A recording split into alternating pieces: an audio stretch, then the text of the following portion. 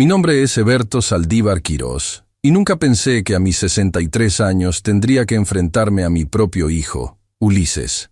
Siempre fui un hombre sencillo, dedicado a mi oficio de carpintero durante 40 años en mi pequeño taller en Puebla. Ahora que estoy jubilado, disfruto de una vida tranquila con los ahorros que tanto esfuerzo me costó juntar.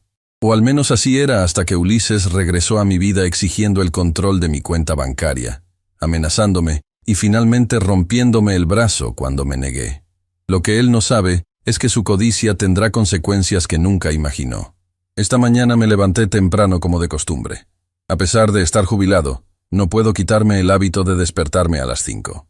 Preparo café, reviso el periódico y me siento en mi pequeño taller trasero a restaurar muebles antiguos, ahora solo por placer y para algunos vecinos que me lo piden. Es un oficio que me ha dado identidad durante décadas y no quiero abandonarlo. Mis manos ásperas y callosas son el testimonio de una vida de trabajo honesto. Estaba lijando un antiguo baúl de cedro cuando escuché golpes en la puerta principal. Golpes fuertes, impacientes. No esperaba visitas, y los pocos amigos que me quedan no suelen aparecer sin avisar. Al abrir la puerta, me encontré con Ulises, mi hijo mayor. Hacía casi 8 meses que no lo veía.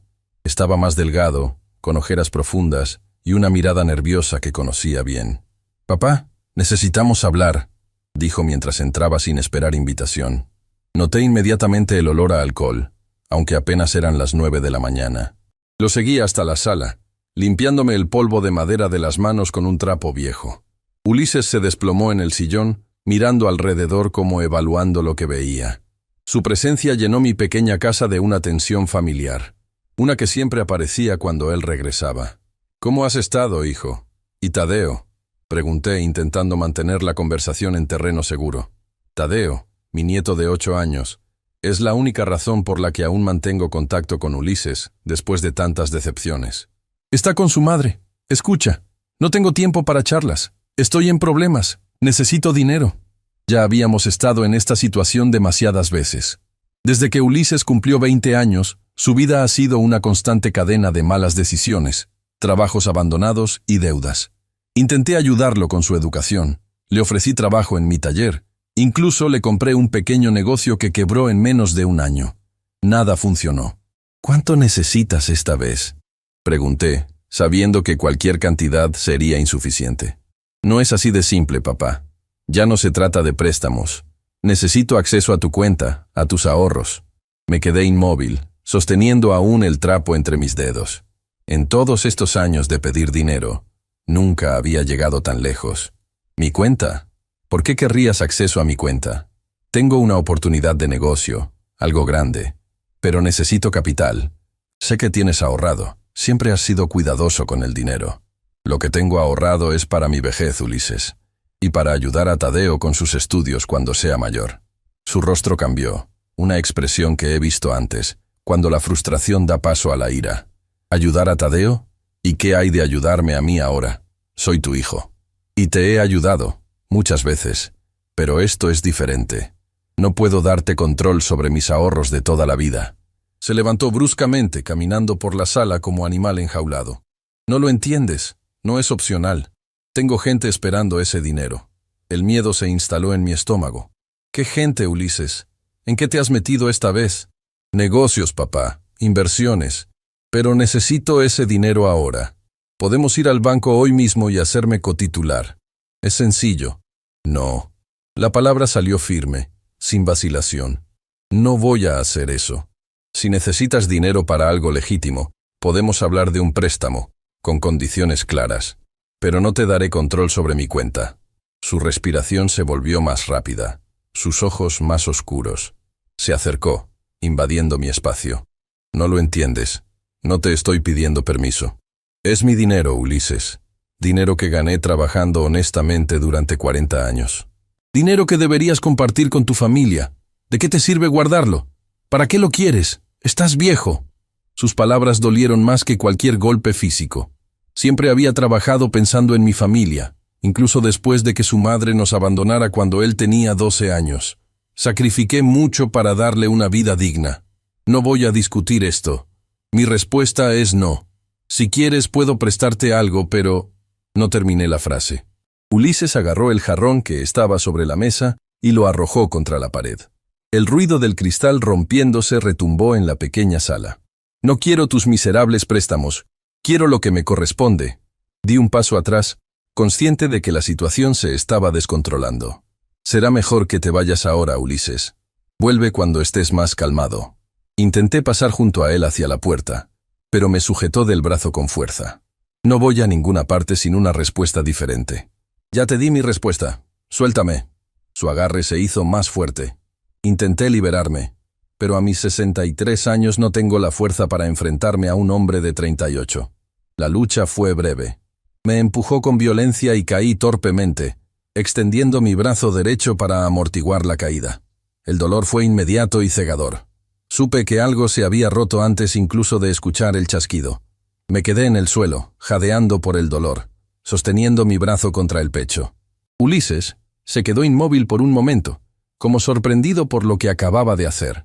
Luego vi algo en sus ojos que me heló la sangre. No era arrepentimiento, sino cálculo. Esto podría haber sido más fácil, dijo con voz fría. Piénsalo mientras te recuperas. Volveré en unos días y espero una respuesta diferente.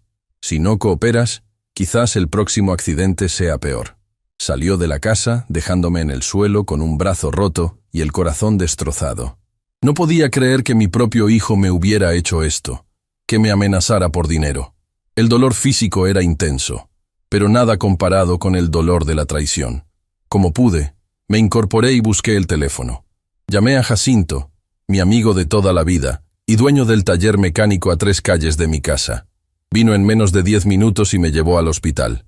Durante el trayecto, le conté una versión modificada de lo sucedido, que me había caído arreglando una estantería.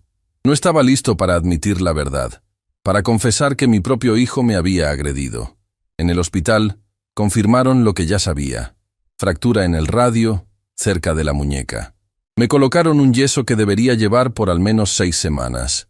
La doctora, una mujer joven de mirada amable, me preguntó varias veces cómo había ocurrido el accidente. Creo que sospechaba que no había sido una simple caída, pero mantuve mi historia. Jacinto me llevó de regreso a casa y se ofreció a quedarse, pero le aseguré que estaría bien. Necesitaba tiempo a solas para procesar lo ocurrido, para decidir qué hacer. Una vez solo, me senté en mi sillón favorito, mirando el jarrón roto en el suelo, los fragmentos dispersos como mi relación con Ulises. El jarrón había sido un regalo de mi hermana Esperanza hace años. Como nuestra relación, ahora estaba destrozado, quizás sin posibilidad de reparación. Mi mente divagaba entre recuerdos de Ulises de niño, corriendo por el taller, fascinado con las herramientas y el olor a madera. ¿En qué momento perdí a ese niño? ¿Cuándo se convirtió en este hombre capaz de lastimar a su propio padre? Pasé la noche en vela, el dolor del brazo mezclándose con la angustia. Por la mañana, tomé una decisión. No cedería ante las amenazas de Ulises, pero tampoco lo denunciaría, al menos no todavía. Si lo hacía, perdería cualquier posibilidad de ayudarlo, de rescatar algo de nuestra relación. Y más importante, podría perder contacto con Tadeo, mi nieto. Tadeo es un niño brillante y sensible. Desde que Ulises y Renata se separaron hace 3 años, he intentado ser una presencia constante en su vida. Veo en él la bondad y curiosidad que Ulises tenía a su edad, antes de que la amargura y el resentimiento lo consumieran. No puedo arriesgarme a perder a Tadeo también. El segundo día después del incidente, mientras intentaba arreglarme para preparar algo de comer con un solo brazo útil, escuché nuevamente golpes en la puerta.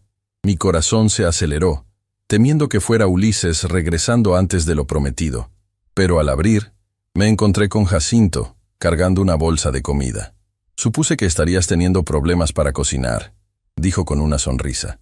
Sin esperar invitación, entró y comenzó a organizar la comida en la cocina. Jacinto y yo nos conocemos desde la escuela primaria. Nuestras vidas tomaron caminos similares. Oficios tradicionales, matrimonios que no funcionaron, hijos que nos han dado tanto alegrías como dolores de cabeza. La diferencia es que su hijo, Esteban, eventualmente enderezó su camino y ahora trabaja con él en el taller. Yo no he tenido esa suerte con Ulises. Mientras comíamos, Jacinto me observaba con atención. Ese moretón en tu cara no parece de una caída, Eberto. Seguro que no quieres contarme qué pasó realmente. No me había dado cuenta del moretón.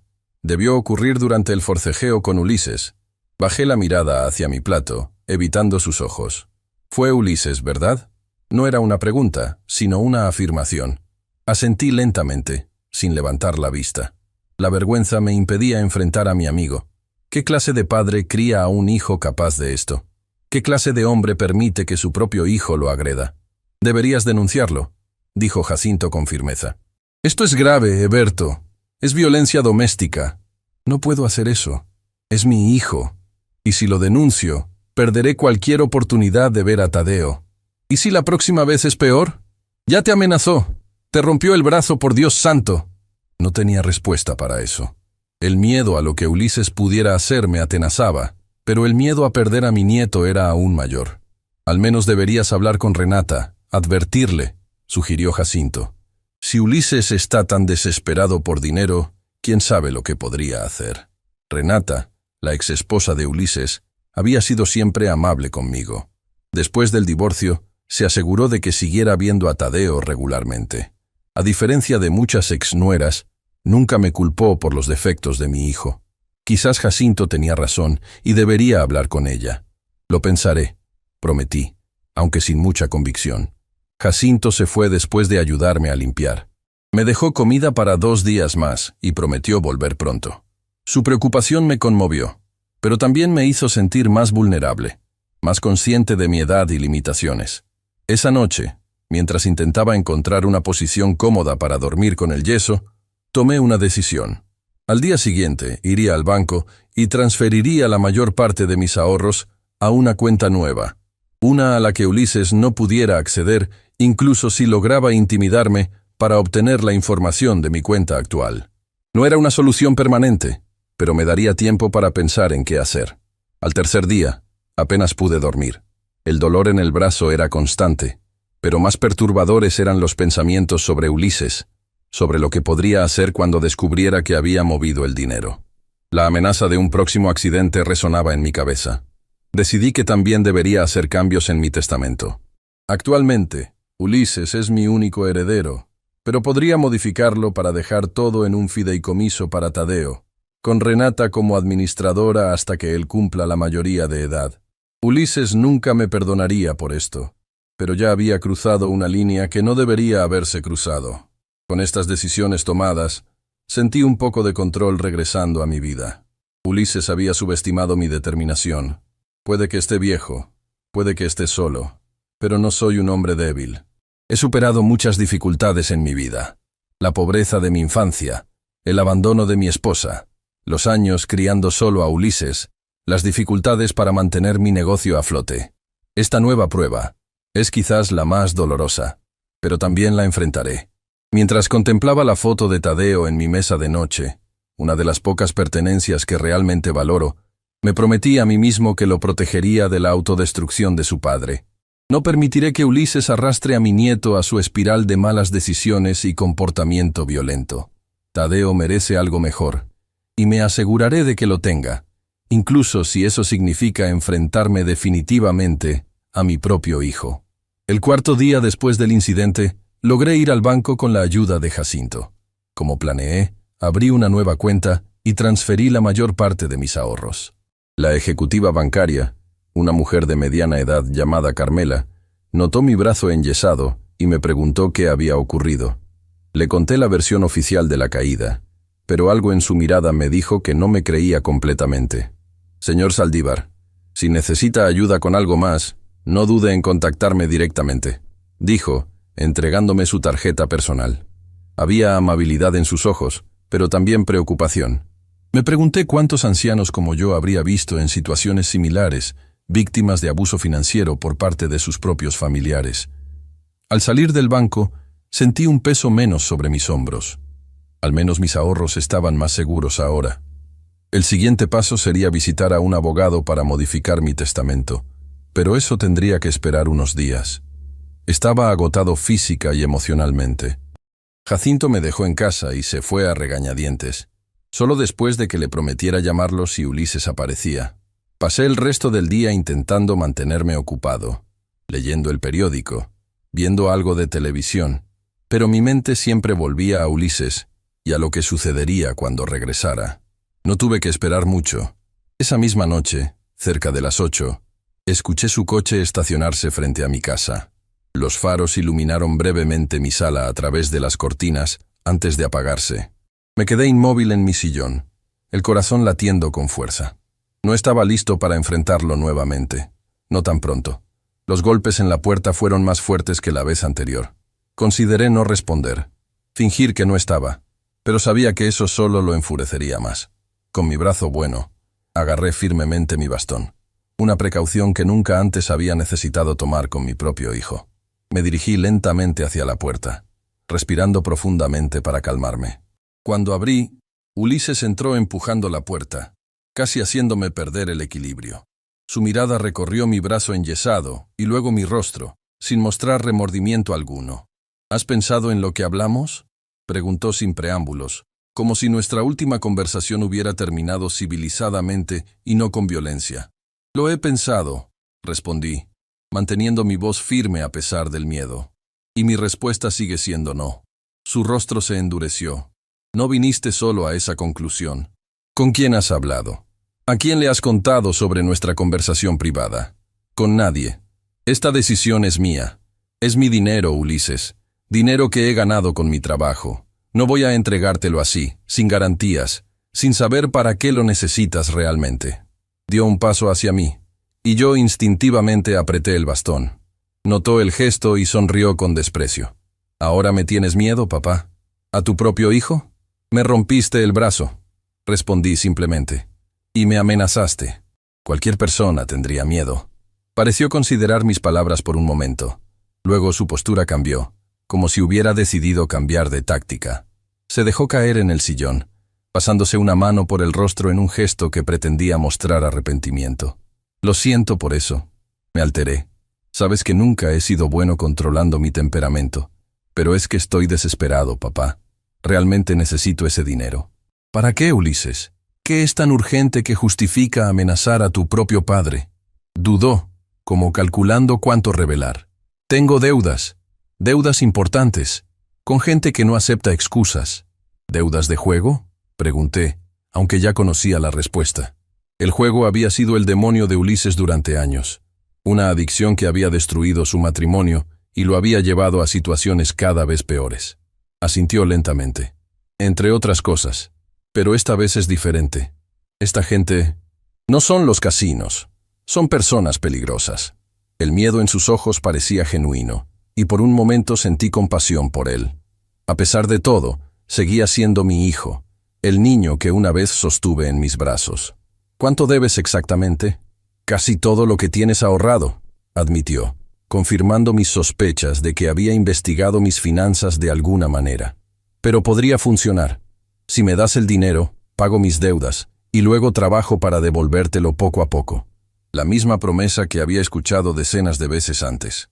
Dinero que nunca volvía, planes que nunca se materializaban. No puedo hacerlo, Ulises, no esta vez. Puedo ayudarte a buscar ayuda profesional para tu adicción. No estoy pidiendo tu maldita ayuda psicológica, gritó levantándose de nuevo. Necesito ese dinero, o voy a terminar muerto. Sus palabras quedaron suspendidas en el aire, pesadas, cargadas de desesperación. Por primera vez, consideré que quizás no estaba exagerando, que realmente su vida podría estar en peligro, pero entregar mis ahorros no solucionaría el problema subyacente. Sería como poner una bandita en una herida que necesita cirugía. Buscaremos otra solución, dije con toda la calma que pude reunir. Pero no voy a darte el control de mi cuenta bancaria. Su rostro se transformó nuevamente, la máscara de arrepentimiento cayendo para revelar la furia debajo. Ya he sido paciente contigo. Te di tiempo para reconsiderar. Pero veo que sigues siendo el mismo viejo terco y egoísta. Se acercó amenazante, y yo levanté el bastón en defensa. Pero antes de que pudiera hacer algo más, el sonido de un coche estacionándose afuera nos interrumpió. Por la ventana reconocí el vehículo de Jacinto. Ulises también miró hacia afuera y maldijo. «Esto no ha terminado», advirtió dirigiéndose a la puerta. Volveré cuando no tengas a tu guardaespaldas. Salió justo cuando Jacinto se acercaba a la entrada. Los vi intercambiar miradas hostiles, pero ninguno dijo nada. Ulises subió a su coche y se marchó con un chirrido de neumáticos. Jacinto entró, preocupación evidente en su rostro. ¿Estás bien? Pasaba por aquí y vi su coche. Tuve un mal presentimiento. Le agradecí con un nudo en la garganta. Si no hubiera aparecido, ¿qué habría hecho Ulises? La idea me aterrorizaba. «Debes denunciarlo, Heberto», insistió Jacinto. «Esto ya no se trata solo de dinero. Es tu seguridad». Sabía que tenía razón, pero algo dentro de mí seguía resistiéndose. A pesar de todo, Ulises es mi hijo. ¿Cómo podría yo, su padre, enviarlo a la cárcel? «Dame tiempo», pedí. «Necesito pensar. Necesito hablar con Renata sobre Tadeo». Jacinto asintió, comprensivo, pero no convencido. «Al menos no te quedes solo estos días. Ven a quedarte conmigo y Esteban». Consideré su oferta.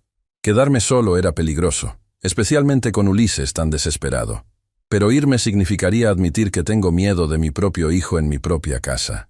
Una casa que construí con mis manos, donde cada rincón tiene mi trabajo y mis recuerdos. «Lo pensaré», respondí, sabiendo que probablemente no aceptaría. Esa noche, después de que Jacinto se fuera, revisé todas las cerraduras y coloqué una silla contra la puerta principal. Me sentía como un prisionero en mi propio hogar. Mientras me preparaba para otra noche de sueño inquieto, miré nuevamente la foto de Tadeo y tomé una decisión. Mañana hablaría con Renata. Necesitaba asegurarme de que mi nieto estuviera a salvo. Y quizás ella podría ayudarme a entender mejor la situación de Ulises. Con esa resolución, me acosté, el brazo pulsando dolorosamente bajo el yeso, recordándome que esta situación había pasado de las amenazas a la violencia real. ¿Hasta dónde llegaría Ulises por dinero? ¿Y hasta dónde estaría yo dispuesto a llegar para protegerme y para proteger a mi nieto? A la mañana siguiente, desperté sobresaltado por el sonido del teléfono. El reloj marcaba apenas las 7. Con dificultad, alcancé el aparato con mi mano izquierda, aún torpe por no ser la que normalmente uso. Era Renata, la exesposa de Ulises. Su voz sonaba tensa, preocupada. «Don Heberto, perdone que lo llame tan temprano. ¿Está usted bien?». Me enteré de su accidente. Me sorprendió que supiera sobre mi brazo roto. No recordaba haberle mencionado nada a Ulises sobre mi supuesta caída. «Estoy bien, Renata, solo un poco adolorido». «¿Quién te contó del accidente?». Hubo una pausa al otro lado de la línea. «Tadeo me dijo que su papá le contó que usted se había caído y roto el brazo. Estaba muy preocupado por su abuelo. Así que Ulises le había contado a Tadeo sobre mi lesión, pero manteniendo la versión de la caída». Me pregunté qué más le habría dicho a mi nieto, y qué tanto sabía Renata sobre la situación real. «¿Podríamos vernos hoy?», preguntó Renata, interrumpiendo mis pensamientos. «Hay algunos asuntos que me gustaría discutir con usted. Podría pasar por su casa con Tadeo después de la escuela, alrededor de las 2. Algo en su tono me alertó. No era una simple visita de cortesía. «Por supuesto, los estaré esperando». Después de colgar, me quedé contemplando el teléfono. La llamada de Renata no era coincidencia. Quizás Ulises también la estaba presionando a ella por dinero, o tal vez había notado algo extraño en su comportamiento. Cualquiera que fuera el caso, era una oportunidad para hablar con ella sobre mis preocupaciones. Pasé la mañana intentando poner orden en la casa con una sola mano útil, una tarea frustrante que me recordaba constantemente mi vulnerabilidad actual. Cada movimiento limitado era un recordatorio de la violencia de Ulises, de cómo mi propio hijo había cruzado una línea que jamás imaginé posible. A las 2 en punto, escuché el familiar sonido del coche de Renata estacionándose frente a mi casa. Siempre puntual, una de las muchas cualidades que aprecio de ella. A diferencia de Ulises, Renata siempre ha sido responsable y trabajadora, manteniendo un empleo estable como enfermera en el hospital regional. Tadeo fue el primero en entrar, corriendo hacia mí con la energía despreocupada propia de sus 8 años. Se detuvo al ver mi brazo enyesado, sus ojos agrandándose con curiosidad y preocupación. «Abuelito, ¿te duele mucho?», preguntó, acercándose con cautela como si temiera lastimarme más. «Solo un poco, chaparro», le aseguré, inclinándome para recibir su abrazo cuidadoso. Ya verás cómo en unas semanas estaré como nuevo. Renata entró detrás de él, cargando una bolsa que reconocí como una de mis favoritas, pan dulce de la panadería del barrio. A pesar de nuestra situación familiar complicada, Renata siempre ha sido considerada conmigo, tratándome más como un padre que como un ex-suegro. Tadeo, ¿por qué no vas a ver los nuevos carritos que te compré? Están en mi taller, le sugerí, entregándole la llave de la puerta trasera. Necesitaba hablar con Renata a solas. Una vez que Tadeo salió al patio, Renata dejó caer su sonrisa forzada. Se sentó frente a mí, sus manos entrelazadas con tensión sobre su regazo. «Don Eberto, voy a ser directa. ¿Ulises le hizo esto?», preguntó, señalando mi brazo enyesado. La pregunta me tomó por sorpresa, aunque quizás no debería haberlo hecho. Renata conoce bien a Ulises, vivió con él durante 10 años, suficientes para reconocer sus patrones de comportamiento. «¿Por qué piensas eso?», respondí, evadiendo la pregunta. «Porque lo conozco, porque ha estado actuando extraño, más nervioso que de costumbre, y porque he visto esa mirada antes, cuando le cuenta a Tadeo sobre su accidente. Es la misma mirada que tenía cuando mentía sobre sus deudas de juego». Bajé la mirada hacia mi brazo, la evidencia del punto hasta el cual había llegado la situación. Ya no tenía sentido mantener la mentira, al menos no con Renata. «Sí», admití finalmente. «Fue Ulises. Vino a pedirme dinero. Esta vez quería control sobre mi cuenta bancaria. Cuando me negué, me empujó. Caí mal y me fracturé el brazo». Renata cerró los ojos brevemente, como si mi confirmación fuera un golpe físico para ella también. Lo sospechaba. Últimamente ha estado desesperado por dinero, más que de costumbre. Me ha pedido prestado varias veces, cada vez cantidades mayores. «¿Te ha amenazado?», pregunté, temiendo la respuesta. Dudó antes de responder. «No directamente, pero ha insinuado que si no le ayudo, podría pelear por la custodia de Tadeo». La idea me heló la sangre. Ulises nunca había mostrado mucho interés en la crianza de Tadeo. Usar a su propio hijo como herramienta de manipulación mostraba lo desesperado que estaba. «Renata, creo que está metido en algo grave.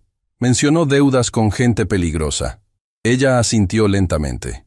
«Hace 2 noches vinieron a buscarlo a mi casa. 2 hombres que nunca había visto. Tenían un aspecto intimidante. Preguntaron por él. Dijeron que necesitaban discutir un asunto pendiente. Afortunadamente, Ulises no estaba allí, y Tadeo ya dormía. La preocupación que sentía por mi hijo se mezcló con el miedo por la seguridad de Renata y Tadeo. Si los acreedores de Ulises habían ido a buscarle a casa de su ex esposa, la situación era aún peor de lo que imaginaba. «¿Has considerado denunciarlo?», preguntó Renata. «Por lo del brazo. Podría ser la única forma de que reciba ayuda. He estado pensándolo, pero temo las consecuencias para Tadeo. Y para ser honesto, una parte de mí sigue viéndolo como mi hijo, el niño que crié solo después de que su madre nos abandonara». Renata extendió su mano, colocándola sobre la mía en un gesto de comprensión. «Lo entiendo.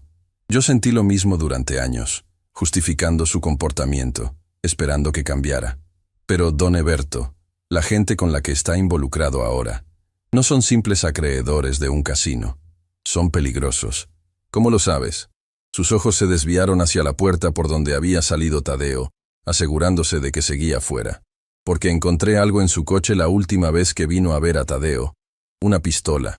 La revelación me dejó sin aliento. Ulises nunca había sido aficionado a las armas. De hecho, recuerdo cómo de niño incluso temía a los petardos en las fiestas. Que ahora llevara un arma indicaba un nivel de peligro que no había considerado. «¿Estás segura? ¿La viste claramente?». Estaba buscando el cuaderno de Tadeo que se había quedado en el coche. La encontré debajo del asiento del conductor, parcialmente cubierta, pero definitivamente una pistola. No se lo mencioné a Ulises. Fingí no haber visto nada. Nos quedamos en silencio, el peso de esta nueva información asentándose entre nosotros. El sonido distante de Tadeo jugando en el taller contrastaba dolorosamente con la gravedad de nuestra conversación. «Don Eberto, he estado pensando, quizás deberíamos irnos por un tiempo. Tadeo y yo. Tengo una hermana en Querétaro. Podríamos quedarnos con ella unas semanas hasta que la situación se calme». La idea de que se fueran me entristecía, pero entendía su razonamiento. Si los problemas de Ulises eran tan graves como parecían, Mantener a Tadeo lejos era lo más sensato. Creo que es lo mejor, acordé con pesar. ¿Cuándo se irían? Este fin de semana. Ya pedí unos días en el hospital. Solo vine a decírselo y... dudó nuevamente. A pedirle que tenga cuidado. Si Ulises fue capaz de hacerle eso, dijo señalando mi brazo, no sabemos hasta dónde podría llegar. Sus palabras resonaron con mis propios temores. La escalada de violencia, de amenazas verbales a agresión física, sugería un camino peligroso. Hay algo más que deberías saber, dije, decidiendo compartir mis acciones recientes. He transferido casi todos mis ahorros a una nueva cuenta. Y estoy considerando cambiar mi testamento. Crear un fideicomiso para Tadeo. Renata asintió con aprobación. Es lo más prudente. Conozco a Ulises, no se detendrá fácilmente. Escuchamos a Tadeo acercarse, lo que nos obligó a cambiar abruptamente de tema. El resto de la visita transcurrió en un extraño contraste. Conversación ligera y risas con Tadeo, mientras Renata y yo intercambiábamos miradas cargadas de preocupación. Antes de marcharse, mientras Tadeo se despedía con un último abrazo, Renata me susurró: «Le llamaré cuando lleguemos a Querétaro. Por favor, considere hablar con la policía». Después de que se fueron, la casa se sintió repentinamente vacía y silenciosa. Demasiado silenciosa. El conocimiento de que Tadeo estaría lejos me provocaba sentimientos encontrados. Alivio por su seguridad, pero tristeza por la distancia. En los últimos años, sus visitas semanales se habían convertido en el punto brillante de mi existencia. Me senté en mi sillón, contemplando la situación. Las revelaciones de Renata habían confirmado mis peores temores. Ulises no solo estaba desesperado, sino potencialmente armado y relacionado con gente peligrosa. Ya no se trataba simplemente de proteger mis ahorros. Ahora era cuestión de seguridad física para todos nosotros. Decidí que era momento de buscar ayuda profesional. No solo un abogado para el testamento, sino también asesoramiento sobre cómo manejar la situación con Ulises. Tomé el teléfono y llamé a mi viejo amigo Jacinto. «Necesito que me acompañes mañana», le dije. «Voy a presentar una denuncia». Jacinto sonó aliviado. «Por fin entras en razón. Pasaré por ti a las 9». Esa noche fue particularmente difícil.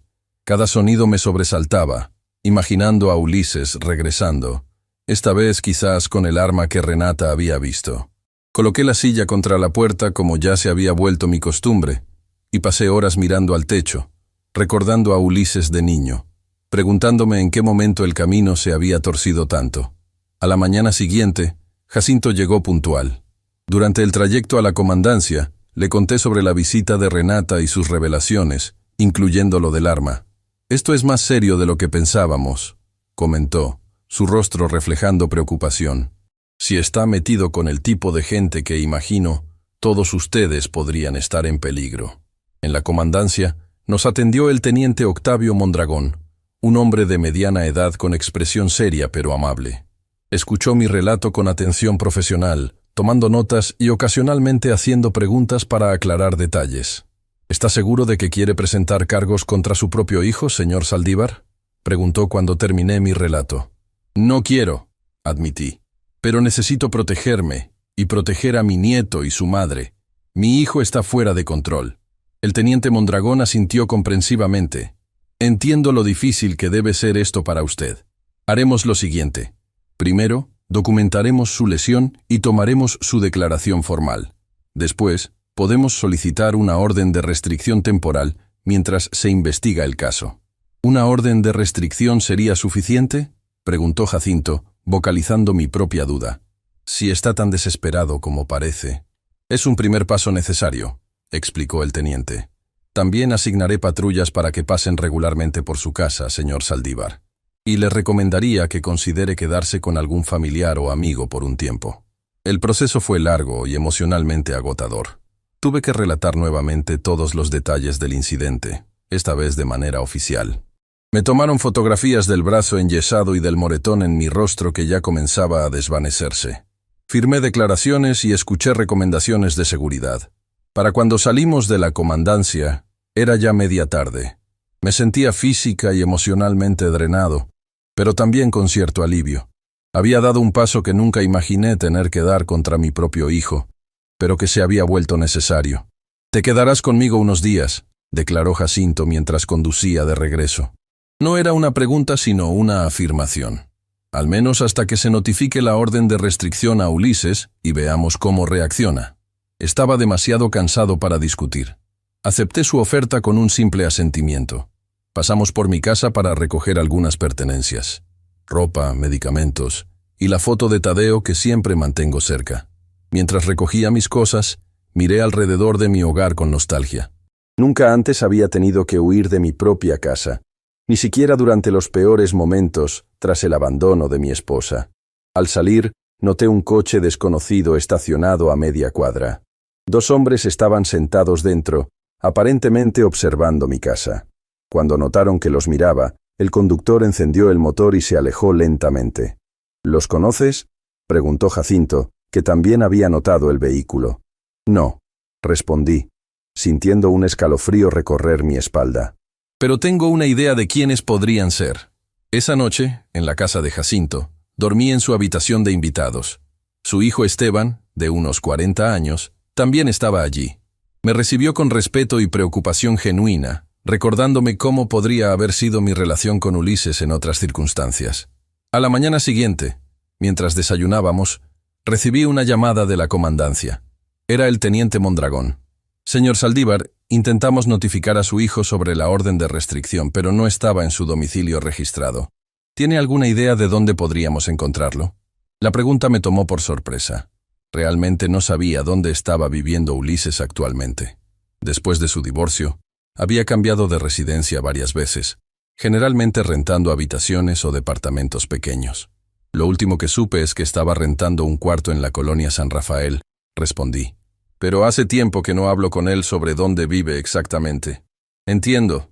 Seguiremos intentando localizarlo. Mientras tanto, la orden está vigente. Si se acerca a usted, llame inmediatamente al número que le proporcioné. Después de colgar, compartí la información con Jacinto y Esteban. Esto no me gusta, comentó Esteban, frunciendo el ceño. Si no pueden encontrarlo, podría aparecer en cualquier momento sin saber que tiene una orden de restricción. O sabiéndolo y decidiendo ignorarla, añadió Jacinto sombríamente. Pasé el día ayudando en el taller mecánico de Jacinto, haciendo pequeñas tareas que podía manejar con un solo brazo.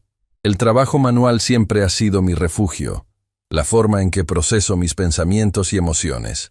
A pesar de mis limitaciones actuales, encontré cierto consuelo en la rutina de herramientas y el olor a aceite y metal. Por la tarde, recibí otra llamada, esta vez de Renata. Habían llegado bien a Querétaro y se estaban instalando en casa de su hermana. Tadeo estaba entusiasmado con el viaje, aunque extrañaba a su padre. La normalidad en su voz me tranquilizó momentáneamente. ¿Has sabido algo de Ulises?, preguntó, bajando la voz, probablemente para que Tadeo no escuchara. No directamente. Presenté una denuncia y solicité una orden de restricción, pero no han podido localizarlo para notificárselo. Hubo un silencio preocupado al otro lado de la línea. Tenga cuidado, don Eberto, y por favor manténgame informada. Lo haré. Cuida bien de Tadeo. Después de 3 días en casa de Jacinto, comenzaba a sentirme inquieto. No podía quedarme indefinidamente allí, dependiendo de la generosidad de mi amigo. Además, abandonar mi casa por mucho tiempo la dejaba vulnerable al vandalismo, o incluso a que Ulises decidiera visitarla en mi ausencia. El 4.º día, insistí en regresar, a pesar de las protestas de Jacinto. Al menos deja que Esteban se quede contigo unos días, propuso como compromiso. Acepté, agradecido por su preocupación, pero determinado a recuperar algo de independencia. Mi regreso a casa fue agridulce. Todo estaba exactamente como lo había dejado, pero algo se sentía diferente. La traición de Ulises había manchado de alguna manera la sensación de seguridad que siempre había asociado con mi hogar. Esteban se instaló en el sofá, convirtiendo la sala en una habitación improvisada. Su presencia era reconfortante, aunque me recordaba constantemente el motivo por el que necesitaba protección. Esa noche, mientras Esteban dormía, me quedé despierto repasando mentalmente los acontecimientos de la última semana. Mi vida había dado un giro dramático e inesperado. De ser un jubilado tranquilo disfrutando de sus nietos y su taller, había pasado a ser víctima de violencia doméstica, escondido en mi propia casa, temiendo a mi propio hijo. En algún momento, debí quedarme dormido en mi sillón, porque desperté sobresaltado por un ruido en la puerta trasera, la que da a mi taller. Miré el reloj, las 2:37 de la madrugada. «¿Esteban?», llamé en voz baja, pero no hubo respuesta. Me acerqué a la sala y vi que seguía profundamente dormido en el sofá. Otro ruido, esta vez más claro. Alguien intentaba forzar la cerradura de la puerta del taller. Mi corazón comenzó a latir aceleradamente. Desperté a Esteban con una mano en su hombro. «Alguien está intentando entrar por el taller», susurré. Esteban se despertó inmediatamente, alerta. Sin hacer ruido, tomó su teléfono y marcó a la policía, explicando la situación en voz baja. «Están en camino», me informó después de colgar. «Quédate aquí, iré a ver». «No», lo detuve. «Es mi casa. Iremos juntos». Armados únicamente con una linterna y un martillo que Esteban tomó de mi caja de herramientas, nos acercamos cautelosamente a la puerta que conecta la casa con el taller. Los ruidos habían cesado, pero sentíamos una presencia al otro lado. Con un movimiento rápido, Esteban abrió la puerta y encendió la linterna, iluminando el interior del taller. Al principio no vimos nada, pero luego, un movimiento entre las sombras llamó nuestra atención. La figura de un hombre se escabulló hacia la puerta exterior. «¡Alto!», gritó Esteban avanzando. «La policía viene en camino». El intruso se detuvo brevemente girándose hacia nosotros. En ese momento, la luz de la linterna iluminó su rostro y sentí que el mundo se detenía. Era Ulises. Su expresión era una mezcla de sorpresa y algo más oscuro, casi irreconocible en el hijo que había criado. Nuestras miradas se cruzaron por un instante y pude ver que algo fundamental había cambiado en él.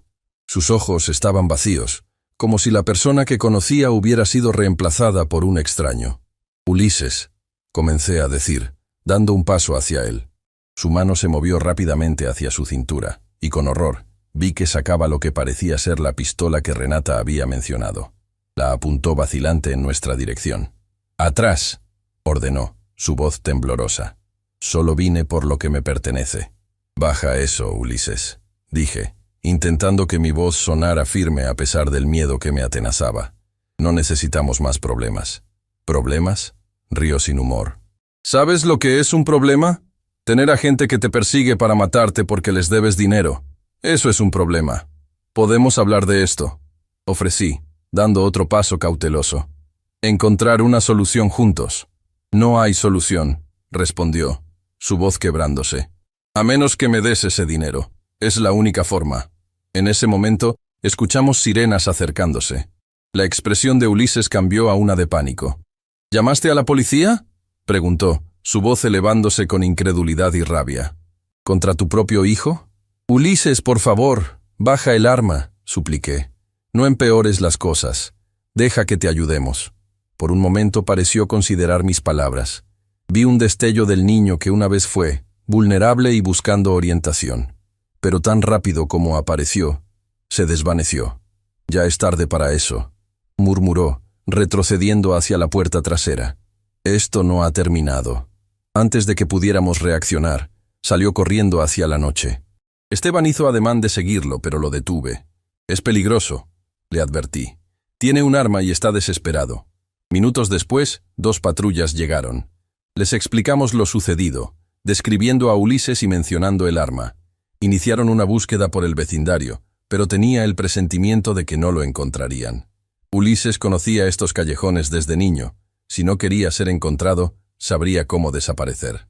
El teniente Mondragón llegó poco después. Escuchó nuestro relato con expresión grave. «Esto cambia las cosas», comentó. «Intento de allanamiento, portación de arma, amenazas. Son cargos serios, señor Saldívar. Ya no se trata solo de una orden de restricción». Asentí, el peso de la situación asentándose plenamente sobre mis hombros. Mi hijo ya no era simplemente un hombre con problemas financieros y de temperamento. Ahora era un fugitivo armado, potencialmente peligroso.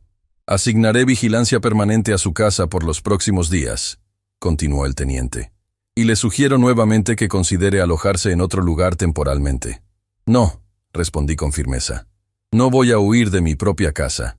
Además, ahora que sabe que estamos alertas, dudo que Ulises regrese pronto». El teniente Mondragón no parecía convencido, pero respetó mi decisión.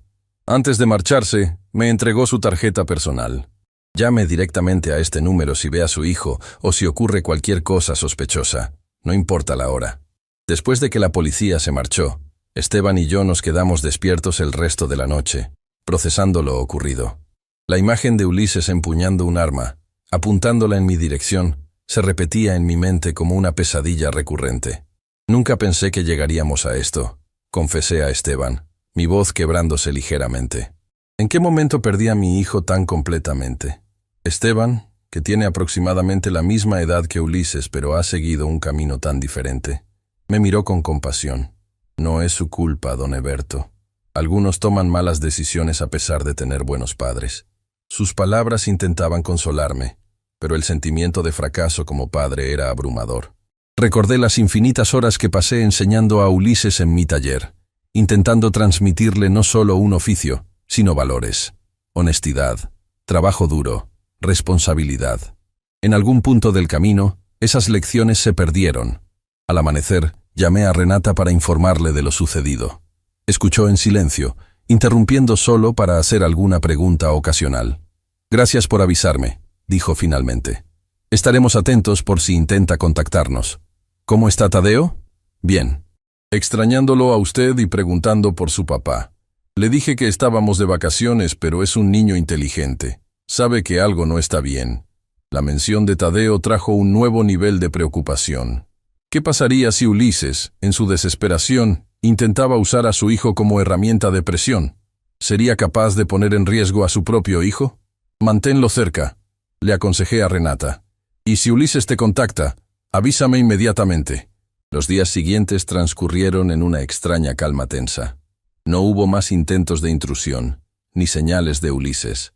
Las patrullas pasaban regularmente frente a mi casa, y Esteban continuaba quedándose conmigo, aunque ambos sabíamos que no podría hacerlo indefinidamente. Tenía su propio trabajo y responsabilidades en el taller de su padre. Una semana después del incidente nocturno, recibí una llamada inesperada. Era Marisol Fuentes, una trabajadora social del DIF. Había sido contactada por el teniente Mondragón respecto a mi situación. «Señor Saldívar, me gustaría reunirme con usted para discutir opciones de apoyo», explicó. «Casos como el suyo son más comunes de lo que la gente piensa y existen recursos disponibles». Acordamos encontrarnos al día siguiente en mi casa. Cuando llegó, me sorprendió lo joven que era, probablemente de la edad de Ulises, pero con una presencia tranquilizadora y profesional. Durante nuestra conversación, Marisol me habló sobre programas de apoyo para adultos mayores víctimas de abuso, opciones legales más allá de las órdenes de restricción y recursos para personas con adicciones como la de Ulises. «El juego patológico es una enfermedad», explicó. «Su hijo necesita ayuda profesional, pero primero debe aceptar que tiene un problema, y eso generalmente ocurre cuando tocan fondo». «¿Y si ese fondo implica violencia?», pregunté, expresando mi mayor temor. «¿Y si lastima a alguien más antes de buscar ayuda?». «Por eso es importante mantener los límites que ha establecido», respondió con firmeza. «La denuncia, la orden de restricción, son pasos necesarios no solo para su protección, sino también para ayudar eventualmente a su hijo». Sus palabras tenían sentido, pero no disminuían la culpa y el dolor que sentía. Al final de nuestra reunión, Marisol me dejó varios folletos y su tarjeta personal. «Llámeme cuando lo necesite», ofreció. «Y recuerde que no está solo en esto». Después de que se marchó, me quedé contemplando los folletos sobre la mesa. Uno de ellos trataba específicamente sobre la ludopatía, cuando el juego deja de ser un juego. Las imágenes mostraban familias destrozadas, relaciones rotas, exactamente lo que había sucedido con la nuestra.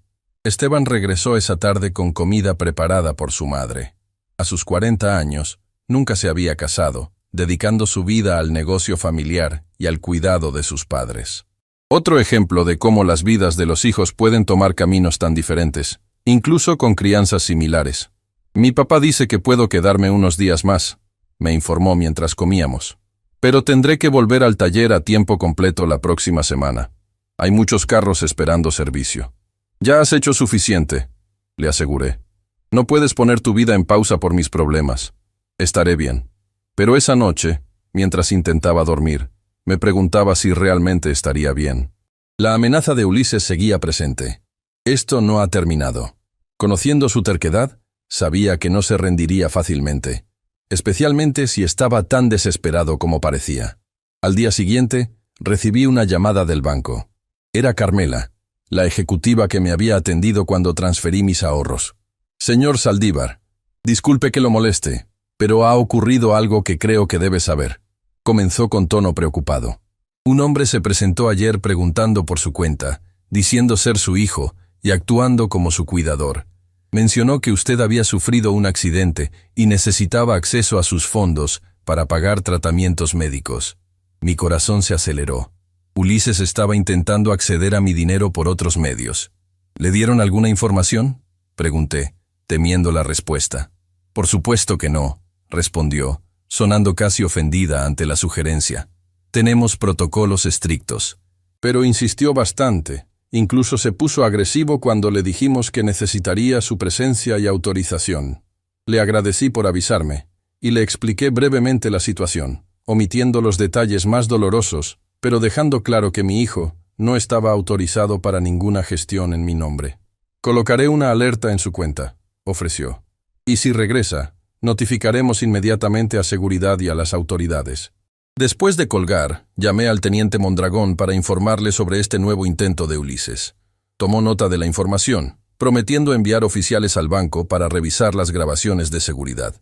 Esto nos ayudará a localizarlo, explicó. Si tenemos imágenes recientes, será más fácil para las patrullas identificarlo. Me sentía atrapado en una pesadilla interminable. Mi propio hijo, al que había criado con tanto esfuerzo y amor, ahora era buscado por la policía.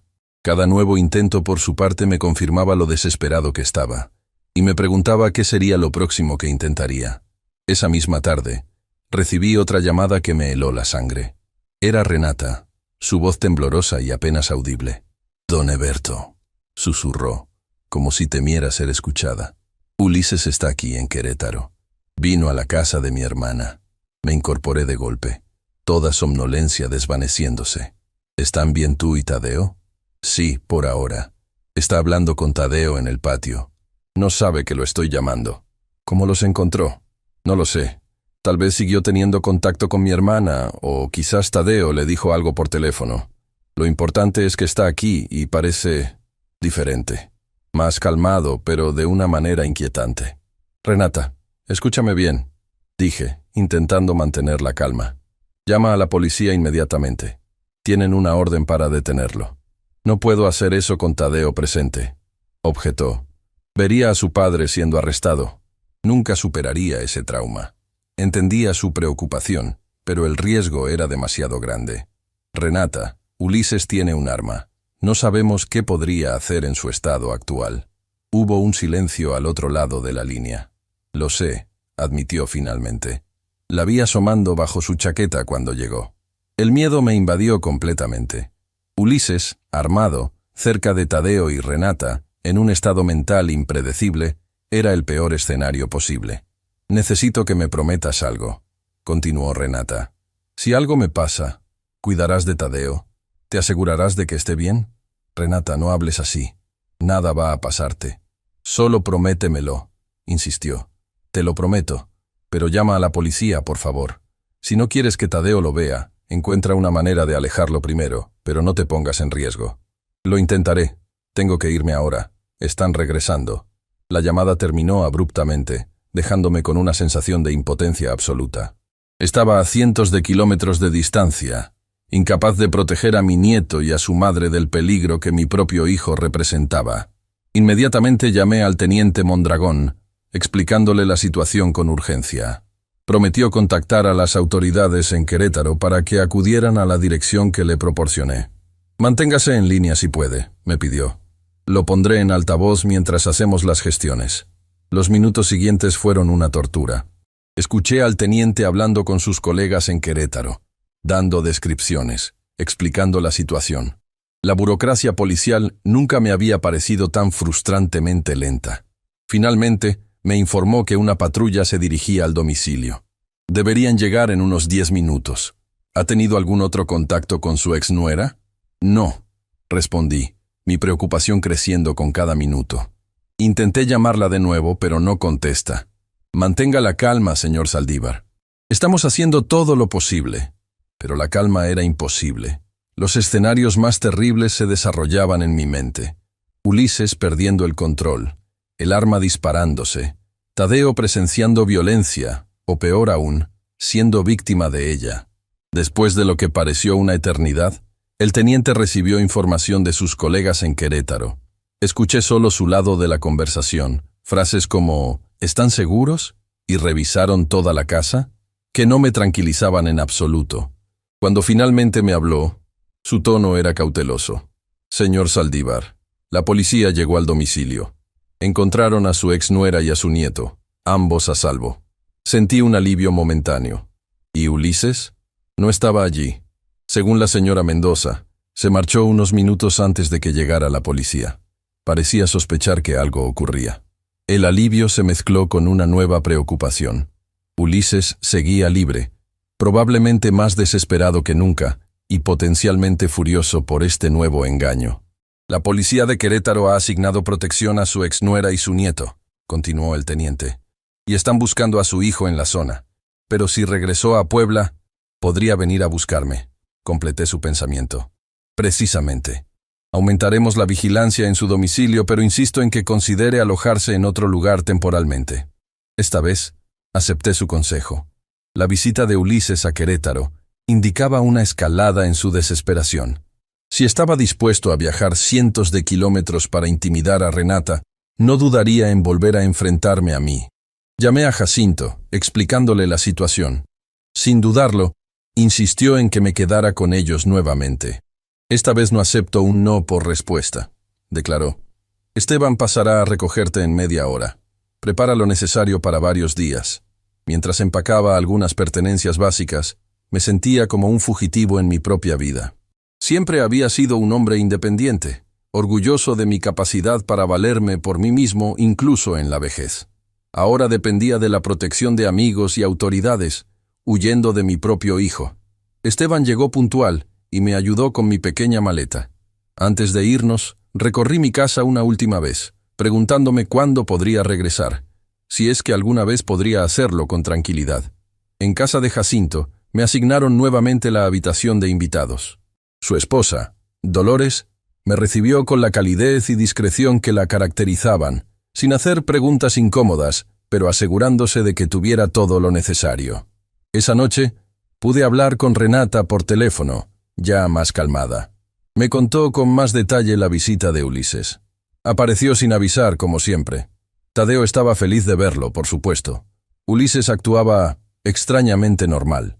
Jugó con Tadeo, le trajo un regalo, conversó sobre la escuela. Pero sus ojos estaban diferentes, como si estuviera ausente incluso mientras sonreía. ¿Te dijo algo cuando estuvieron solos? Preguntó por usted, por su brazo. Dijo que había sido un accidente, que usted había malinterpretado sus intenciones. Luego mencionó que necesitaba dinero urgentemente para pagar a ciertas personas. Cuando le dije que no tenía esa cantidad, sugirió que tal vez yo podría ayudarlo a convencerlo a usted. El patrón era consistente. Ulises, buscando acceso a mi dinero por cualquier medio necesario, manipulando a quienes lo rodeaban. Cuando se dio cuenta de que no cooperaría, cambió. Su voz se volvió más fría, más amenazante. Dijo algo como, «Ustedes no entienden lo que está en juego, y hay consecuencias para todos si no consigo ese dinero». Fue entonces cuando te llamé. Creo que me vio hablando por teléfono a escondidas, porque poco después dijo que tenía que irse, que regresaría pronto. «¿Cómo está Tadeo?», pregunté, preocupado por cómo habría interpretado mi nieto este extraño comportamiento de su padre. Confundido.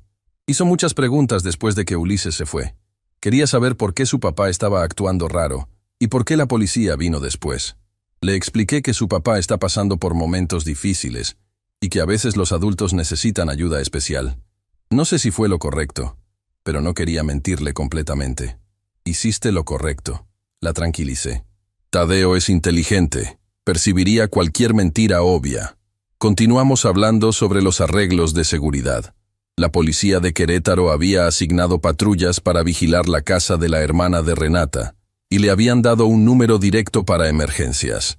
También estaban considerando regresar a Puebla, donde Renata tenía su trabajo y Tadeo su escuela, pero con protección adicional. Al final de nuestra conversación, Renata mencionó algo que me inquietó profundamente. Don Eberto, hay algo más que debería saber.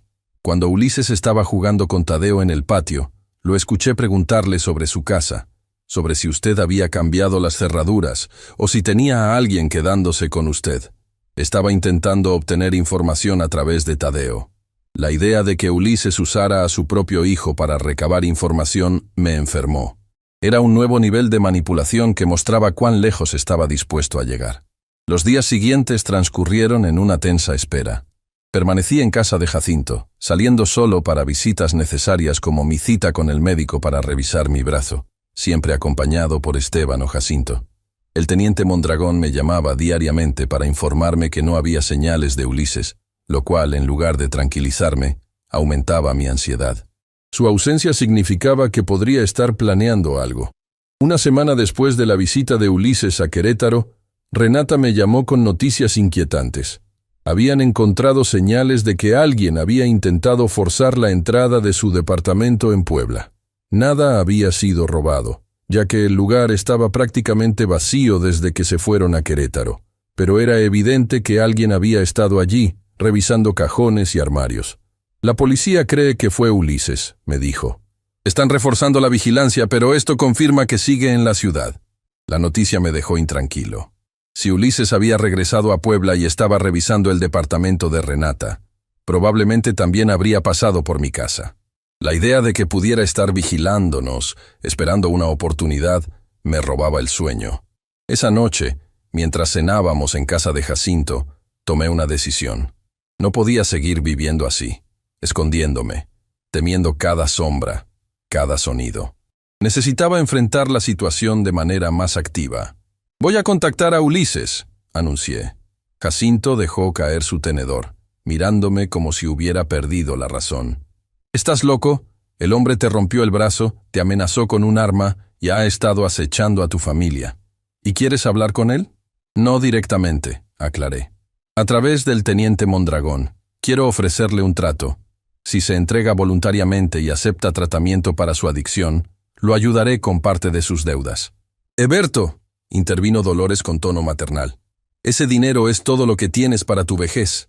No puedes entregárselo a alguien que ha demostrado ser tan irresponsable». «No estoy hablando de darle todo», expliqué. «Solo lo suficiente para aliviar la presión inmediata, con condiciones estrictas. Es mi hijo, a pesar de todo. Si hay una oportunidad de ayudarlo a enderezar su vida, tengo que intentarlo». Jacinto sacudió la cabeza, claramente en desacuerdo, pero respetando mi decisión. «Es tu dinero y tu hijo. Solo espero que no estés arrojando ambos por la ventana». Al día siguiente, expuse mi plan al teniente Mondragón. Escuchó atentamente, sin interrumpir, su expresión profesionalmente neutral. «Entiendo sus motivos, señor Saldívar», dijo cuando terminé, «y respeto su deseo de ayudar a su hijo, pero debo advertirle que personas en la situación de Ulises raramente responden a este tipo de ofertas como esperamos. Su adicción y la presión de sus deudas pueden nublar su juicio». «Lo sé», admití, «pero tengo que intentarlo. Es la única forma en que puedo vivir conmigo mismo». El teniente asintió comprensivamente. «Intentaremos contactarlo a través de los canales disponibles, pero no puedo garantizar que responda o que acepte sus términos». «Entiendo. Solo haga lo que pueda». Los días siguientes fueron una angustiosa espera. El teniente me informó que habían difundido un mensaje para Ulises a través de varias fuentes, incluyendo conocidos y lugares que frecuentaba, indicando que su padre quería negociar una solución pacífica a través de la policía. Mientras tanto, mi brazo mejoraba lentamente. El médico había indicado que en 2 semanas más podrían retirarme el yeso, una buena noticia que contrastaba con la oscura situación familiar. Renata y Tadeo regresaron a Puebla, instalándose temporalmente en un departamento diferente proporcionado por el programa de protección a víctimas. Tadeo había regresado a la escuela, intentando mantener algo de normalidad en su vida, aunque con medidas de seguridad adicionales. Finalmente, 10 días después de que iniciáramos el intento de contacto, el teniente Mondragón me llamó con noticias. «Señor Saldívar, hemos recibido respuesta de su hijo. Está dispuesto a reunirse, pero con condiciones. ¿Qué condiciones? Pregunté, sintiendo una mezcla de alivio y aprehensión. Quiere verlo personalmente, solo ustedes dos, sin policía visible. Eso es demasiado peligroso, objeté. Está armado y desesperado. Por supuesto, no permitiríamos un encuentro sin protección adecuada, me aseguró. La reunión sería en un lugar público de nuestra elección, con oficiales de civil observando discretamente. Es lo mejor que podemos ofrecerle dadas las circunstancias. Consideré las opciones. Era arriesgado, sin duda, pero también era la primera señal de que Ulises estaba dispuesto a hablar en lugar de simplemente actuar impulsivamente. Tal vez, solo tal vez, había una oportunidad de resolver esto sin más violencia. De acuerdo, accedí finalmente. ¿Cuándo y dónde? Mañana al mediodía, en la cafetería del Parque Central. Es un lugar concurrido pero con suficiente espacio para que podamos mantener control de la situación. Esa noche apenas pude dormir, repasando mentalmente lo que diría a Ulises, cómo intentaría hacerlo entrar en razón. Pensé en los años buenos, cuando era un niño curioso y cariñoso, antes de que los problemas comenzaran.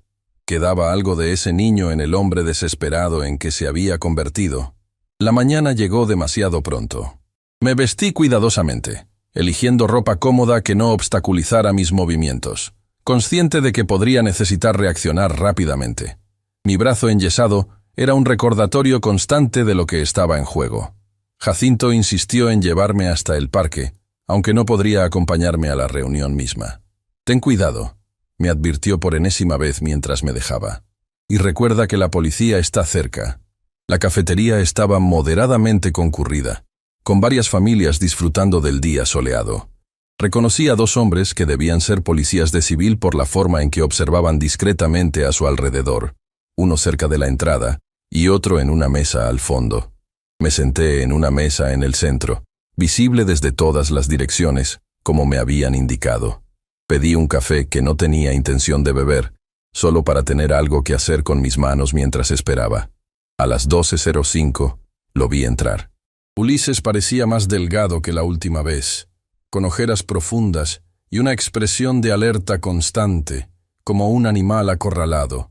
Escaneó el lugar rápidamente, probablemente intentando identificar a los policías antes de dirigirse hacia mí. Se sentó frente a mí sin saludar, sus ojos fijos en mi brazo enyesado por un momento antes de encontrarse con los míos. En ellos vi algo que no esperaba: miedo. No solo el miedo a ser arrestado, sino un miedo más profundo, más fundamental. «¿Viniste solo?», observó, su voz baja y tensa. «Como acordamos», respondí simplemente, aunque ambos sabemos que hay oficiales observando. Asintió levemente, una sonrisa sin humor curvando sus labios. «Por supuesto, mi propio padre haciendo tratos con la policía para atraparme». «No estoy intentando atraparte, Ulises. Estoy intentando ayudarte». «¿Ayudarme?», repitió con incredulidad. «¿Denunciándome? ¿Obteniendo una orden de restricción? ¿Escondiendo a Renata y Tadeo de mí?» «Todo eso fue consecuencia de tus acciones», respondí, manteniendo mi voz calmada a pesar de la tensión. «Me rompiste el brazo. Entraste a mi casa con un arma. ¿Qué esperabas que hiciera?» Su mirada se desvió momentáneamente, un destello de vergüenza atravesando su expresión antes de endurecerse nuevamente. «No pretendía lastimarte. Fue un accidente». «Un accidente que ocurrió porque me estabas amenazando por dinero», señalé. «Y luego continuaste con más amenazas, a mí, a Renata. Ese no es el comportamiento de alguien que lamenta un accidente». Ulises se inclinó hacia adelante, su voz bajando aún más. «No entiendes la situación en la que estoy. Esta gente no son personas con las que se pueda negociar o pedir más tiempo. O pagas, o sufres las consecuencias. Y no solo yo, sino todos los que me rodean. ¿Es por eso que has estado tan desesperado? ¿Te han amenazado?», asintió lentamente. «Ya han pasado de las amenazas. La semana pasada me dieron una paliza como advertencia. La próxima vez, dijeron que sería permanente. Por primera vez, noté los moretones semicurados en su rostro, parcialmente ocultos por una barba de varios días. La imagen de mi hijo siendo golpeado, independientemente de sus errores, me provocó una oleada de instinto protector paternal». «¿Cuánto debes exactamente?», pregunté. «Más de lo que puedo conseguir por mi cuenta», admitió. cerca de $500,000. La cantidad me impactó. Era una suma considerable, aproximadamente la mitad de mis ahorros de toda la vida, pero también era menos de lo que había temido, dado su nivel de desesperación. ¿Y si pagamos parte ahora, para ganar tiempo?, sugerí. Podría darte 200,000 con condiciones. Sus ojos se iluminaron con esperanza por primera vez, pero rápidamente se tornó escéptico. ¿Qué condiciones? Te entregas voluntariamente, aceptas tratamiento para tu adicción al juego, y trabajamos juntos con las autoridades para resolver el resto de tus deudas de manera legal. La expresión de Ulises se ensombreció. No puedo entregarme, tengo cargos pendientes. Iré a prisión. Probablemente, admití. Pero con tu cooperación, y mostrando voluntad de rehabilitación, podríamos negociar una sentencia reducida. Y estarías seguro mientras tanto, lejos de esos acreedores. Ulises sacudió la cabeza vehementemente. No, prisión no. Encontraré otra forma. No hay otra forma, hijo, dije con toda la gentileza que pude reunir. Ya has intentado todo lo demás, y solo has empeorado tu situación. Es momento de aceptar las consecuencias y comenzar a reconstruir. Su mirada se endureció, la desesperación reemplazando al miedo. Eres igual que todos los demás. No entiendes. Necesito ese dinero ahora, sin condiciones. Sabes que no puedo hacer eso. Respondí firmemente. Solo estaría alimentando tu adicción y posponiendo el inevitable momento en que tendrás que enfrentar tus problemas. Ulises se levantó abruptamente, su silla rechinando contra el suelo. Noté que uno de los oficiales de civil se tensaba, listo para intervenir. «Entonces no hay nada más que hablar», declaró Ulises, su voz fría y distante. «Pensé que realmente querías ayudarme, pero solo quieres controlarme como siempre». «Ulises, por favor», intenté una última vez. «Piensa en Tadeo. ¿Qué ejemplo le estás dando? ¿Qué futuro le ofreces continuando por este camino?» La mención de su hijo pareció alcanzarlo por un momento. Vi un destello de dolor genuino en sus ojos antes de que la máscara de dureza volviera a caer. «Cuidaré de mi hijo a mi manera», respondió, «sin tu interferencia o condiciones». Con esas palabras finales, se dio la vuelta y salió rápidamente de la cafetería. Uno de los oficiales lo siguió discretamente, mientras el otro se acercaba a mi mesa. «¿Está bien, señor Saldívar?», preguntó con genuina preocupación. «No», respondí honestamente, sintiendo un peso aplastante en mi pecho. «No lo estoy. La reunión había sido un fracaso». En lugar de acercar a Ulises a la razón, parecía haberlo empujado más lejos, alimentando su resentimiento y desesperación. Y algo en sus palabras finales me dejó profundamente inquieto. «Cuidaré de mi hijo a mi manera». Sonaba peligrosamente como una amenaza, o al menos como el preludio de alguna acción drástica. Mientras el oficial me escoltaba de regreso al coche donde Jacinto esperaba, no podía evitar preguntarme, ¿qué haría Ulises ahora que su último recurso aparente se había agotado? ¿Y quiénes serían las próximas víctimas de su desesperación? El fracaso de mi encuentro con Ulises me dejó profundamente perturbado. Durante el trayecto de regreso a casa de Jacinto, no pude dejar de pensar en la mirada de mi hijo, esa mezcla de desesperación y determinación que presagiaba algo terrible.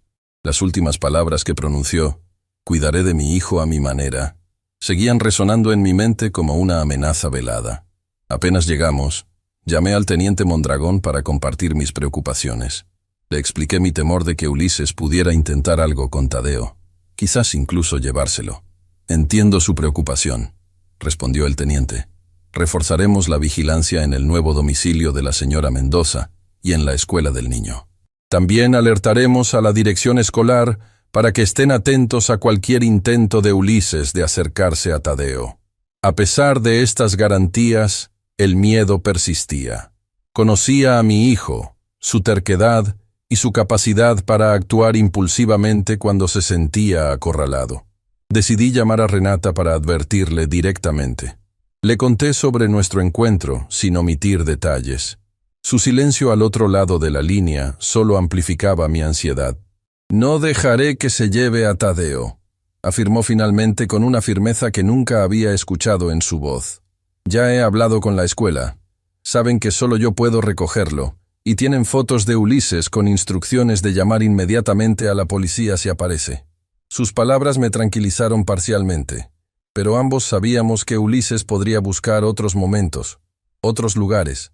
La vida no transcurre exclusivamente entre la casa y la escuela. Hay parques, tiendas, casas de amigos. Imposible vigilar cada espacio. Los días siguientes fueron una tortura de espera e incertidumbre. Permanecí en casa de Jacinto, siguiendo las recomendaciones policiales, aunque la inactividad me resultaba cada vez más difícil de soportar. Mi brazo mejoraba lentamente, pero la preocupación constante afectaba mi sueño y apetito. Al quinto día después de nuestro encuentro, recibí la llamada que tanto temía. Era Renata, su voz quebrada por el llanto. Don Eberto, Tadeo no está. Se lo llevó. El mundo pareció detenerse. Sentí un frío que empezaba en mi pecho y se extendía hasta mis extremidades. ¿Cuándo? ¿Cómo? Entre sollozos, Renata me explicó que Tadeo había ido a jugar a casa de un compañero de clase después de la escuela. Los padres del niño debían traerlo de regreso, pero cuando llamaron, dijeron que un hombre se había presentado como tío de Tadeo, mostrando una identificación y afirmando que venía en nombre de Renata para recogerlo antes. Sin sospechar nada, habían permitido que Tadeo se fuera con él. La policía ya está buscándolos, continuó Renata. Tienen la descripción del coche que usó, pero han pasado casi 3 horas y no hay rastro de ellos. Mi mente intentaba procesar lo sucedido mientras trataba de mantener la calma para no aumentar la angustia de Renata. ¿Te ha contactado? ¿Ha pedido algo? Nada, respondió, su voz temblando. Su teléfono está apagado. Estoy aterrada, don Eberto. ¿Qué quiere lograr con esto? ¿Qué planea hacer con Tadeo? Era la pregunta que también me atormentaba. ¿Era Tadeo un rehén para obtener el dinero que le había negado? ¿O Ulises, en su desesperación, simplemente había decidido huir llevándose a su hijo? Prometí a Renata ir inmediatamente a la comandancia y luego reunirme con ella. Al colgar, encontré a Jacinto ya preparado para llevarme, habiendo escuchado lo suficiente de la conversación para entender la gravedad de la situación. En la comandancia, el teniente Mondragón coordinaba personalmente la búsqueda. Mapas desplegados, oficiales recibiendo instrucciones, comunicaciones constantes por radio. La maquinaria policial estaba en pleno funcionamiento, pero la expresión tensa del teniente no auguraba buenos resultados inmediatos. Hemos emitido una alerta Amber, me informó. Todos los cuerpos policiales del estado están alertados. También hemos notificado a las autoridades de estados vecinos, en caso de que intente cruzar fronteras estatales. ¿Han rastreado su teléfono? Lo intentamos, pero está apagado desde que tomó al niño. Lo último que pudimos ubicar fue cerca de la casa del compañero de Tadeo. Después de eso, nada. Dejé que el teniente continuara con su trabajo mientras me dirigía al nuevo departamento de Renata. La encontré rodeada de oficiales y trabajadores sociales, su rostro demacrado por el llanto y la preocupación. Al verme, corrió hacia mí, abrazándome como si yo fuera su último asidero a la esperanza. No había palabras de consuelo que pudieran aliviar su angustia, ni la mía. Solo podíamos esperar, rezando para que Ulises recapacitara o que la policía los encontrara pronto. Las horas siguientes fueron un borrón de llamadas, declaraciones y espera angustiosa. La noche cayó sin noticias. Renata se negaba a descansar, moviéndose inquieta por el pequeño departamento, revisando constantemente su teléfono por si Ulises intentaba contactarla. Cerca de la medianoche, cuando el cansancio comenzaba a vencernos, su teléfono finalmente sonó. Un número desconocido. Renata activó el altavoz con manos temblorosas. ¿Hola? Renata, soy yo. La voz de Ulises sonaba extrañamente calmada.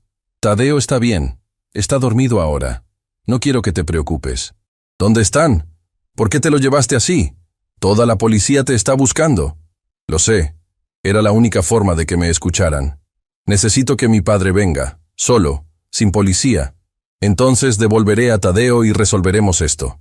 Intercambié miradas con Renata. El oficial presente ya estaba haciendo señas de que mantuviera la conversación mientras intentaban rastrear la llamada. Ulises, está aquí conmigo. Te lo paso. Tomé el teléfono intentando controlar la mezcla de rabia y miedo que me invadía. ¿Qué pretendes con esto, Ulises? ¿Usar a tu propio hijo como rehén? No es así, papá. Tadeo está perfectamente seguro. Solo necesito que vengas y hablemos, sin policías de por medio esta vez. Una conversación real, de padre a hijo. ¿Dónde? En la cabaña del tío Sebastián. ¿La recuerdas? Donde íbamos a pescar cuando era niño. Por supuesto que la recordaba. La cabaña pertenecía al hermano de mi difunta esposa, abandonada hace años después de su muerte. Ubicada a orillas de un pequeño lago a unos 50 kilómetros de la ciudad, había sido nuestro refugio ocasional durante los veranos cuando Ulises era pequeño. Sé dónde es. ¿Cuándo? Mañana al amanecer. Ven solo. Si veo a la policía, nos iremos inmediatamente y no volverás a vernos. Estaré allí, prometí. Pero Ulises, piensa en lo que estás haciendo. Esto solo empeora tu situación. Mi situación no puede empeorar más, papá, respondió con amargura. Mañana al amanecer, solo. La llamada terminó abruptamente. El oficial que había estado coordinando el intento de rastreo sacudió la cabeza. No habían tenido tiempo suficiente para ubicar la señal. No puede ir solo, declaró Renata inmediatamente. Es peligroso. Está desesperado, armado. Y tiene a mi nieto, completé. No arriesgaré la seguridad de Tadeo. Iré como pide. El teniente Mondragón, que había llegado mientras hablábamos con Ulises, intervino. Señor Saldívar, entiendo su preocupación, pero no podemos permitir que se ponga en riesgo así. Déjenos manejar esto. ¿Cómo? Rodeando la cabaña con policías armados, arriesgando que Ulises entre en pánico. Mi voz se elevó involuntariamente. Conozco a mi hijo. En este momento es impredecible, pero no creo que lastime a Tadeo o a mí si coopero. Si ven policías, huirá, y entonces sí estaremos en un escenario totalmente incierto. El teniente consideró mis palabras, su expresión debatiéndose entre el deber profesional y la comprensión humana de la situación. Tengo una propuesta. Irá solo, como pide su hijo, pero con un micrófono oculto y un equipo táctico a distancia, fuera del rango visual de la cabaña pero lo suficientemente cerca para intervenir si es necesario. Era un compromiso razonable. Aseguré al teniente que conocía bien el terreno alrededor de la cabaña y podría indicarles los mejores puntos para posicionarse sin ser detectados. Pasamos las siguientes horas planificando meticulosamente. Sobre un mapa de la zona, señalé los accesos a la cabaña, las áreas de vegetación densa donde podrían ocultarse y las rutas potenciales de escape que Ulises podría utilizar. También les expliqué la distribución interior de la cabaña. Una sola habitación grande con una pequeña cocina en un extremo y un baño básico, ventanas en 3 de sus 4 paredes. A las 4 de la madrugada me equiparon con un micrófono discreto bajo la camisa y un pequeño dispositivo de rastreo. Insistí en conducir yo mismo, a pesar de mi brazo enyesado, para no levantar sospechas. El teniente Mondragón y su equipo partirían media hora después, por una ruta alternativa, para posicionarse estratégicamente. Antes de marcharme, abracé a Renata, prometiéndole traer a Tadeo de vuelta. Tenga cuidado, me pidió con ojos enrojecidos por el llanto y la falta de sueño. No solo por Tadeo, sino también por usted. Es lo más cercano a un padre que he tenido en años. Sus palabras me conmovieron profundamente, dándome una fortaleza renovada para enfrentar lo que venía. El amanecer apenas comenzaba a insinuarse cuando llegué al camino de tierra que conducía a la cabaña. Los recuerdos de veranos pasados contrastaban dolorosamente con la situación actual. Donde una vez hubo risas y lecciones de pesca, ahora había miedo y el eco de decisiones equivocadas. La cabaña apareció finalmente, apenas visible en la penumbra, una estructura rústica de madera oscurecida por el tiempo y las inclemencias. Junto a ella, reconocí el viejo sedán de Ulises. Al menos seguían allí. Estacioné y esperé unos minutos, consciente de que Ulises probablemente me observaba desde el interior. Finalmente, reuniendo todo mi coraje, salí del coche y caminé hacia la cabaña. La puerta se abrió antes de que pudiera llamar. Ulises apareció en el umbral, su figura recortada contra la tenue luz interior. Tenía el aspecto de alguien que no ha dormido en días. «Entraste solo», afirmó más que preguntó, escrutando el camino detrás de mí. «Como prometí», respondí. «¿Dónde está Tadeo?» Ulises se apartó, permitiéndome entrar. La cabaña estaba prácticamente como la recordaba, aunque más deteriorada. Sobre un viejo sofá, Tadeo dormía profundamente, cubierto con una manta. Me acerqué instintivamente hacia él, pero Ulises me detuvo con un gesto. «Está bien, solo duerme». No quiero despertarlo todavía. Observé a mi nieto con preocupación, buscando señales de que estuviera bien. Su respiración parecía normal, su expresión tranquila. No había signos visibles de que hubiera sido maltratado. «¿Qué quieres, Ulises?», pregunté finalmente, volviéndome hacia mi hijo. «¿Por qué todo esto?». «Siéntate», indicó, señalando una silla desvencijada. Él permaneció de pie, su mano derecha inquietantemente cerca de su cintura, donde imaginé que llevaba el arma. «Necesitaba que me escucharas realmente, sin policías, sin presiones externas». «Te escucho», dije simplemente sentándome donde indicó. Ulises comenzó a caminar de un lado a otro, su energía nerviosa manifestándose físicamente. «Las personas a las que debo dinero no son simples prestamistas, papá. Son gente peligrosa, vinculada con cárteles. No aceptan excusas ni planes de pago. O les das lo que exigen, o toman lo que valoras. ¿Y por eso secuestraste a tu propio hijo? ¿Para usarlo como moneda de cambio?». «No», exclamó momentáneamente alterado antes de controlarse, mirando hacia Tadeo para asegurarse de no haberlo despertado. «No lo entiendes. No traje a Tadeo para presionarte. Lo traje para protegerlo». Su explicación me desconcertó. «¿Protegerlo? ¿De qué?». «Cuando me reuní contigo en la cafetería y rechazaste ayudarme sin condiciones, supe que estaba acabado. Esa misma noche, me contactaron. Sabían sobre Tadeo, sobre Renata. Dijeron que si no pagaba en 48 horas, irían por ellos primero, para darme una lección». Un escalofrío recorrió mi espalda. Si lo que decía era cierto, la situación era aún más grave de lo que había imaginado. «¿Por qué no acudiste a la policía?». Ulises rió amargamente. «¿La policía? ¿Contra esta gente? Tienen contactos en todas partes. Además, ¿quién me creería ahora? Soy un fugitivo con múltiples cargos en mi contra». «Entonces tomaste a Tadeo y huiste. Era la única forma de mantenerlo a salvo, mientras ideaba un plan. Y necesitaba que vinieras, que entendieras la gravedad de la situación sin intermediarios». Miré nuevamente hacia Tadeo, que seguía durmiendo ajeno a todo. Si lo que Ulises decía era cierto, mi nieto había estado en peligro sin que lo supiéramos. Pero algo no encajaba completamente. Si realmente querías protegerlo, ¿por qué no se lo explicaste a Renata? ¿Por qué no buscaste ayuda de forma legítima? La expresión de Ulises se endureció. «Porque nadie me cree ya. Tú mismo lo has dicho muchas veces. He mentido demasiado. He roto demasiadas promesas. Necesitaba actuar rápido, y esta fue la única forma que encontré». Sus palabras contenían una dolorosa verdad. Años de engaños y manipulaciones habían erosionado cualquier credibilidad que pudiera tener, incluso cuando decía la verdad. «¿Y ahora qué?», pregunté. «¿Cuál es tu plan?». Ulises se acercó, sentándose frente a mí con una expresión que no le había visto en años, la de un hijo buscando genuinamente la ayuda de su padre. «Necesito ese dinero, papá. No para mí, sino para saldar esta deuda y asegurarme de que dejen en paz a mi familia. Después de eso, me entregaré voluntariamente. Aceptaré el tratamiento. Cumpliré la condena que sea necesaria. Pero primero necesito saber que Tadeo y Renata estarán a salvo». Quería creerle. Una parte de mí veía al niño que una vez crió, al hijo que en algún momento tuvo sueños y principios antes de que la adicción lo consumiera. Pero otra parte recordaba todas las promesas rotas, todas las oportunidades desperdiciadas. ¿Cómo sé que esta vez es diferente? ¿Que no es solo otra manipulación para conseguir dinero? Ulises mantuvo mi mirada sin pestañear. «Porque esta vez no se trata de mí, se trata de Tadeo. Puedes odiarme, puedes desentenderte de mí después de esto, pero sé que amas a Tadeo tanto como yo. No permitirás que le pase nada si puedes evitarlo». En ese momento, un suave quejido nos interrumpió.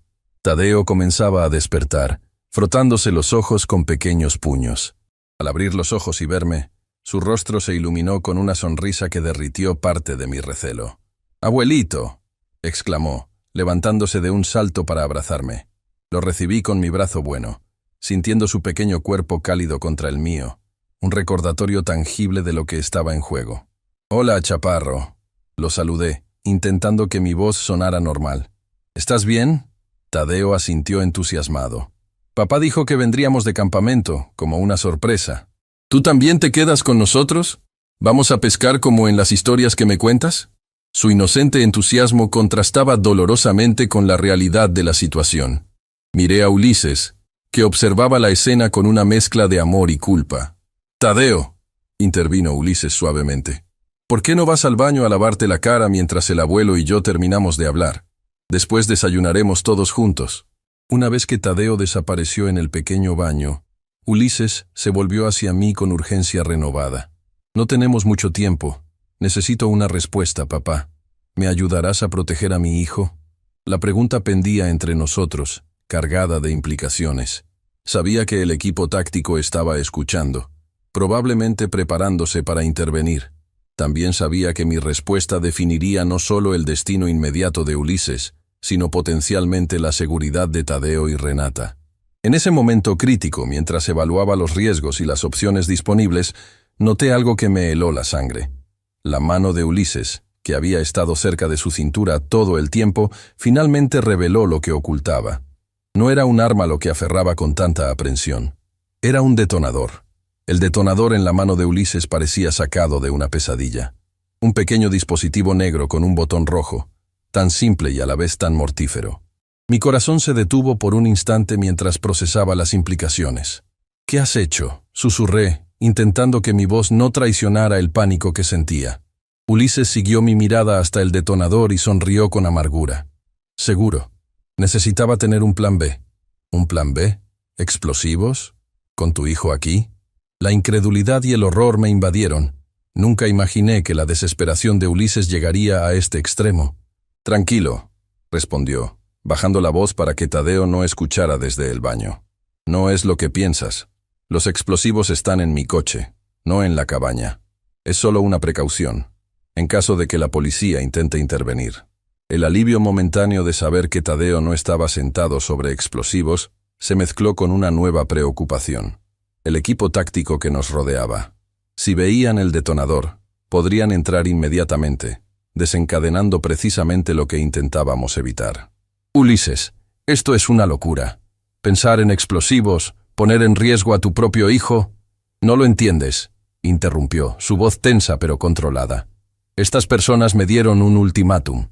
Si no les pago, irán por lo que más valoro. No son amenazas vacías. Ya han matado por menos». El sonido del agua corriendo en el baño me recordó que Tadeo podría regresar en cualquier momento. Necesitaba encontrar una solución rápida, antes de que la situación escalara más allá de todo control. «Dame el detonador», pedí extendiendo mi mano izquierda. «Hablemos como personas civilizadas, sin amenazas». Ulises retrocedió, aferrándose al dispositivo. «No hasta que me prometas ayudarme. Necesito ese dinero hoy, papá. Si no pago antes del anochecer, vendrán a buscarme. Y no dudarán en dañar a Tadeo o a Renata para darme una lección». Podía ver el miedo genuino en sus ojos, un temor que iba más allá de sus propias consecuencias. A pesar de todo, Ulises amaba a su hijo. Ese amor, aunque distorsionado por la desesperación y la adicción, seguía siendo real. «Te ayudaré», accedí finalmente, pero con condiciones. Primero, dame ese detonador. Segundo, devolvemos a Tadeo sano y salvo a su madre inmediatamente. Tercero, te entregas voluntariamente a las autoridades después de resolver este asunto con tus acreedores. Ulises evaluó mis palabras, buscando engaños o trampas. Finalmente, asintió lentamente. «De acuerdo, pero necesito garantías de que cumplirás tu parte. Mi palabra no es suficiente. Nunca te he fallado, Ulises. A diferencia de ti, siempre he cumplido mis promesas». Un destello de vergüenza cruzó su rostro, seguido de resignación. «Tienes razón. Siempre has sido un hombre de palabra». Con movimientos cautelosos, me extendió el detonador. Lo tomé rápidamente, asegurándome de no presionar accidentalmente el botón. Justo en ese momento, Tadeo salió del baño, su rostro fresco y sus ojos brillantes de anticipación por el supuesto día de campamento. «¿Ya vamos a desayunar?», preguntó, ajeno a la tensión que impregnaba el aire. «Pronto, chaparro», respondí, intentando que mi voz sonara normal, mientras ocultaba discretamente el detonador en mi bolsillo. «Pero primero tenemos que hacer un pequeño cambio de planes». La confusión apareció en su joven rostro. «¿No vamos a acampar?», Ulises intervino, arrodillándose para estar a la altura de Tadeo. «Ha surgido algo importante, campeón. Tenemos que regresar a la ciudad primero, pero te prometo que haremos ese campamento pronto. ¿De acuerdo? Tadeo asintió, aunque visiblemente decepcionado. Esa capacidad infantil de aceptar cambios de planes sin cuestionar demasiado era una bendición en este momento. «Vamos a recoger tus cosas», continuó Ulises, guiando a Tadeo hacia el sofá donde estaba su pequeña mochila. Aproveché ese momento para acercarme a la ventana más cercana y hacer una señal discreta, esperando que el equipo táctico entendiera que tenían que esperar, que la situación estaba bajo control por ahora. Mientras Tadeo empacaba sus pertenencias, hablé en voz baja con Ulises sobre los detalles prácticos. Iríamos primero al banco para retirar el dinero, luego a un lugar seguro donde pudiera entregar el pago a sus acreedores y finalmente devolver a Tadeo con Renata. Después de eso, te llevaré personalmente a la comandancia, concluí. Sin trucos, sin huidas. Es la única forma de comenzar a arreglar este desastre. Ulises asintió, su expresión una mezcla de resignación y alivio. Supongo que siempre supe que terminaría así. Solo quería proteger a Tadeo y a Renata antes. Salimos de la cabaña con cautela. Sabía que el equipo táctico nos observaba, probablemente confundidos por el cambio de planes que no habían podido escuchar en detalle. Esperaba que mi comportamiento calmado les indicara que la situación estaba bajo control. Decidimos usar mi coche, dejando el de Ulises y los supuestos explosivos en la cabaña. Tadeo se sentó en el asiento trasero, emocionado por la aventura inesperada con su padre y su abuelo, completamente ajeno al peligro y la tensión que nos rodeaba. A medio camino hacia la ciudad, mi teléfono comenzó a sonar. Era el teniente Mondragón, sin duda preocupado por nuestros movimientos no planeados. «Necesito contestar», dije a Ulises, quien asintió tensamente. Expliqué brevemente la situación al teniente, asegurándole que Tadeo estaba a salvo y que habíamos llegado a un acuerdo. Le pedí que nos permitiera proceder según lo planeado, prometiendo mantenerlo informado en cada paso. «Esto es irregular, señor Saldívar», respondió con evidente preocupación. «No puedo autorizar que un sospechoso bajo investigación circule libremente por la ciudad. Entiendo su posición, teniente, pero le pido que confíe en mí. Si intervenimos ahora, podríamos poner en riesgo a personas inocentes. Hay explosivos involucrados». Esta última información cambió su tono inmediatamente. Después de un breve silencio, accedió a regañadientes, pero con condiciones estrictas. Nos seguirían discretamente y estarían preparados para intervenir al menor indicio de peligro. Mientras nos acercábamos a la ciudad, observé a Ulises por el rabillo del ojo. Su postura era tensa, sus ojos constantemente revisando los retrovisores en busca de patrullas o vehículos sospechosos. Pero había algo más en su expresión. Un cansancio profundo, como si finalmente hubiera aceptado que el juego había terminado. Nuestra primera parada fue en un restaurante de comida rápida para que Tadeo pudiera desayunar. Mientras comía felizmente sus hotcakes, Ulises y yo continuamos discutiendo los detalles en voz baja. «¿Quiénes son estas personas a las que debes dinero?», pregunté. «Necesito saber con quién estamos tratando». Ulises dudó antes de responder. «Se hacen llamar los halcones. Operan principalmente en el norte, pero han estado expandiéndose. Empezaron como prestamistas, pero ahora están involucrados en todo tipo de operaciones ilícitas». «¿Y cómo terminaste endeudado con ellos?». La vergüenza ensombreció su rostro. «Comencé perdiendo en los casinos habituales. Cuando ya nadie me prestaba, un amigo me presentó a estas personas. Las condiciones eran brutales, pero estaba desesperado. Pensé que podría ganar lo suficiente para pagar y salir, pero seguí perdiendo». O la historia familiar de la adicción. La ilusión de que la próxima apuesta lo arreglaría todo. El espiral descendente que solo se hacía más profundo con cada intento de escapar. Después del desayuno, nos dirigimos al banco. Ulises esperó en el coche con Tadeo mientras yo entraba solo. Sabía que las cámaras de seguridad lo identificarían inmediatamente, desencadenando una respuesta policial que complicaría nuestro plan. Carmela, la ejecutiva que me había atendido anteriormente, me reconoció de inmediato. Su expresión se tornó preocupada al ver mi semblante serio. «Necesito retirar una cantidad importante», le informé sin preámbulos. 250.000 pesos. Sus ojos se agrandaron con sorpresa y alarma. «Señor Saldívar, esa es casi la mitad de sus ahorros. ¿Está seguro?». La última vez mencionó preocupaciones sobre su hijo intentando acceder a su dinero. Estoy completamente seguro, respondí con firmeza. Es una emergencia familiar. Algo en mi tono debió comunicarle la gravedad de la situación, porque no insistió más. Después de completar el papeleo necesario, salí del banco con el dinero en efectivo, una suma que representaba décadas de trabajo honesto y sacrificios. De regreso en el coche, Ulises examinó brevemente el paquete de billetes antes de guardarlo en su chaqueta. Pude ver el alivio en su rostro, como si un peso enorme hubiera sido levantado de sus hombros. «Gracias, papá», murmuró. «Sé que no merezco tu ayuda después de todo lo que he hecho». No respondí. Mis sentimientos hacia él eran demasiado complicados en ese momento. Una mezcla de amor paternal, decepción, preocupación y sí, también ira por vernos a todos en esta situación imposible. Nuestra siguiente parada fue un parque comercial en las afueras de la ciudad. Según Ulises, había acordado encontrarse con un intermediario de los halcones allí, en un lugar público, pero lo suficientemente discreto para la transacción. «Esperen aquí», indicó Ulises, preparándose para salir del coche. «Será rápido». «No», objeté firmemente. «Tadeo se queda, pero yo voy contigo. Quiero ver a quién le estás entregando ese dinero». Ulises comenzó a protestar, pero al ver mi determinación, cedió a regañadientes. «Bien, pero mantente a distancia y no intervengas. Estas personas son peligrosas». Tadeo nos miró con curiosidad. «¿A dónde van?» «Tu papá y yo tenemos que hablar con alguien», expliqué. «Tú quédate aquí y no abras a nadie. Volveremos en unos minutos», asintió solemnemente, tomando muy en serio su responsabilidad de cuidar el coche. Ulises y yo nos dirigimos hacia una cafetería en el extremo del parque comercial.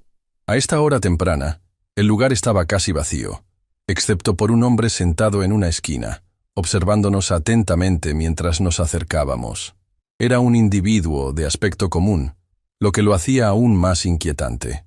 No parecía un criminal estereotípico. Podría haber sido un oficinista o un profesor, pero sus ojos fríos y calculadores revelaban una dureza que solo se adquiere en ambientes violentos. «Solo tú», indicó a Ulises cuando nos acercamos a su mesa. «El viejo espera afuera». «Es mi padre», respondió Ulises. «Está conmigo en esto». El hombre me evaluó con una mirada penetrante antes de encogerse de hombros. «Como quieras. ¿Trajiste todo?» Ulises extrajo el paquete de billetes y lo deslizó sobre la mesa. El hombre lo tomó casualmente, como si recibir tales cantidades fuera una ocurrencia diaria para él. Probablemente lo era.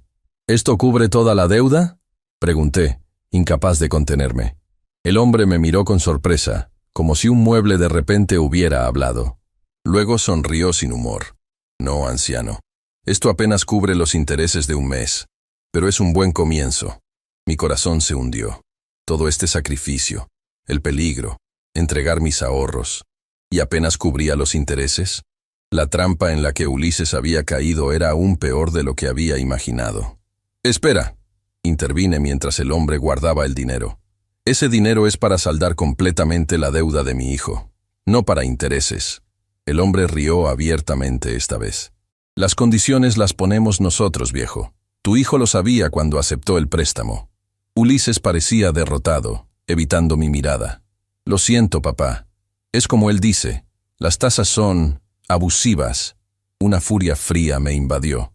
Años de disciplina como carpintero me habían enseñado a controlar mis emociones, a mantener las manos firmes incluso en momentos de frustración. Esa disciplina me permitió hablar con calma aparente. «Entonces no hay garantía de que dejen en paz a mi hijo y su familia, incluso después de este pago». El hombre se encogió de hombros nuevamente. «Los negocios son los negocios. Mientras siga pagando, no tendrá problemas». Era un círculo vicioso, diseñado precisamente para nunca terminar. Ulises estaría atrapado eternamente, y por extensión, todos nosotros. «Esto termina aquí», declaré con una firmeza que sorprendió incluso a mí mismo. «Mi hijo se entregará a las autoridades hoy mismo. Estará bajo protección policial. No podrán tocarlo». El hombre entrecerró los ojos, toda pretensión de civilidad desvaneciéndose. «Mala decisión, anciano, muy mala. Todavía está su hijo, la exesposa, quienes también estarán bajo protección», interrumpí. «Y si algo les sucede, si siquiera se acercan a ellos, la policía sabrá exactamente a quién buscar. Mientras pronunciaba estas palabras, noté movimiento en mi visión periférica. Dos hombres con la discreta pero inconfundible presencia de policías encubiertos se habían posicionado estratégicamente cerca de nuestra mesa.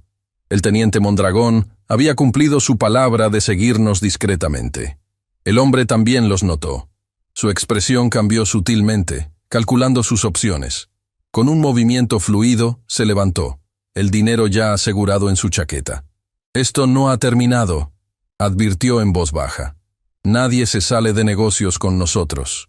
«Ya terminó», respondí con una calma que no sentía. «Y llévate ese dinero. Considéralo el último pago». El hombre nos lanzó una última mirada amenazante antes de dirigirse hacia la salida. Los policías encubiertos lo siguieron discretamente, probablemente para identificar su vehículo y posibles cómplices. Quedamos solos Ulises y yo, el peso de lo ocurrido asentándose entre nosotros. «No tenías que hacer eso», murmuró Ulises. «Ahora nos perseguirán a todos». «Ya nos estaban persiguiendo», respondí. «La diferencia es que ahora enfrentaremos esto legalmente, con protección adecuada. No más secretos, no más intentos de solucionar todo por tu cuenta». Regresamos al coche donde Tadeo esperaba pacientemente. Su rostro se iluminó al vernos, ajeno al drama que acababa de desarrollarse. «¿Ahora vamos con mamá?», preguntó esperanzado. «Sí, chaparro», respondí, intentando que mi voz sonara normal. «Vamos con tu mamá». Durante el trayecto hacia el departamento donde Renata esperaba ansiosamente, Ulises permaneció en silencio, su mirada perdida en el paisaje urbano que pasaba por la ventanilla. Podía imaginar sus pensamientos, el futuro incierto, la prisión que le esperaba, las consecuencias de años de malas decisiones finalmente alcanzándolo. Cuando llegamos, Renata salió corriendo antes incluso de que detuviéramos completamente el vehículo. Abrió la puerta trasera y envolvió a Tadeo en un abrazo desesperado, lágrimas de alivio corriendo por sus mejillas. «Mi niño, ¿estás bien? ¿Te hicieron daño?» «Estoy bien, mamá», respondió Tadeo confundido por tanta emoción. «Fuimos de campamento con papá y el abuelo. Fue divertido». Renata miró a Ulises, quien había salido del coche, y observaba la escena con una mezcla de arrepentimiento y resignación. No había odio en sus ojos, solo una profunda tristeza por lo que podría haber sido. «Lo siento», dijo Ulises simplemente. «Por todo». Antes de que Renata pudiera responder, una patrulla se detuvo junto a nosotros. El teniente Mondragón descendió, acompañado por dos oficiales. «Ulises Saldívar», anunció formalmente. «Está bajo arresto por múltiples cargos, incluyendo asalto, secuestro y amenazas». Ulises no ofreció resistencia mientras le colocaban las esposas. Su rostro mostraba una extraña calma, como si finalmente hubiera aceptado su destino. «Papá», me llamó antes de que lo introdujeran en la patrulla. «Gracias por intentar ayudarme, incluso cuando no lo merecía. Cuida de Tadeo por mí». Asentí, incapaz de encontrar palabras adecuadas para ese momento. A pesar de todo lo ocurrido, seguía siendo mi hijo, el niño que una vez llevé sobre mis hombros, a quien enseñé a tallar madera y a distinguir diferentes tipos de árboles. Mientras la patrulla se alejaba, Tadeo se acercó a mí, confusión en su rostro infantil. «¿A dónde llevan a papá?». Me arrodillé frente a él, buscando las palabras para explicar algo tan complejo a un niño de 8 años. «Tu papá necesita ayuda, Tadeo. Ha cometido algunos errores y ahora tiene que afrontarlos. Pero eso no significa que no te quiera». «¿Cuándo volverá?». La pregunta inocente golpeó mi corazón. «No lo sé, chaparro. Probablemente pasará un tiempo. Pero mientras tanto, tu mamá y yo estaremos siempre contigo». Renata se acercó, colocando una mano en mi hombro en un gesto de solidaridad. «Gracias por traerlo de vuelta», dijo suavemente. «No sé cómo lo logró, pero le estaré eternamente agradecida». «Fue Ulises quien decidió hacer lo correcto al final», respondí. «A pesar de todo, sigue siendo su padre». Los días siguientes fueron un torbellino de declaraciones, reuniones con abogados y sesiones con trabajadores sociales. La historia completa salió a la luz.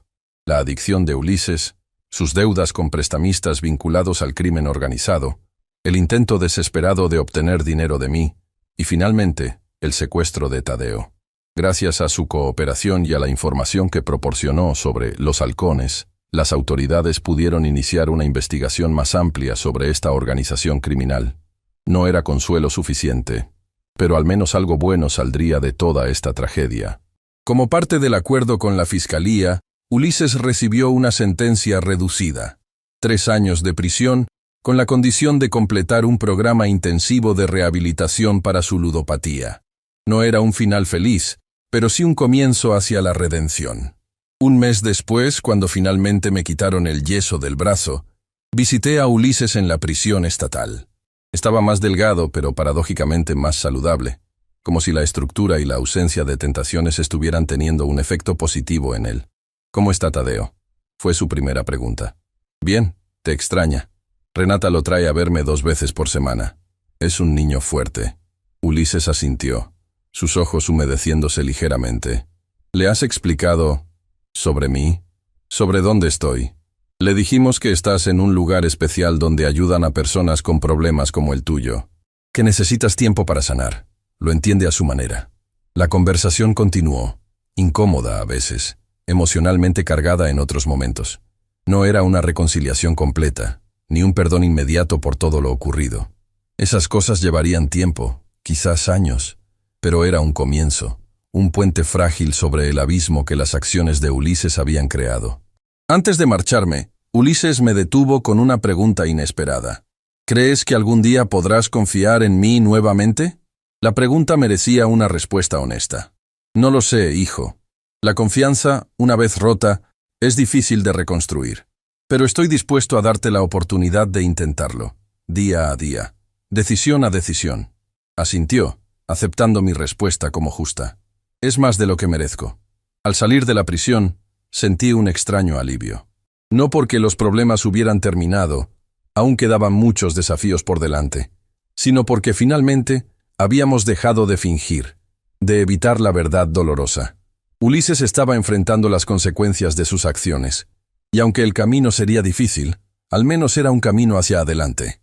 Esa tarde, cuando recogí a Tadeo de la escuela como había prometido a Renata, su rostro se iluminó al verme esperando en la puerta.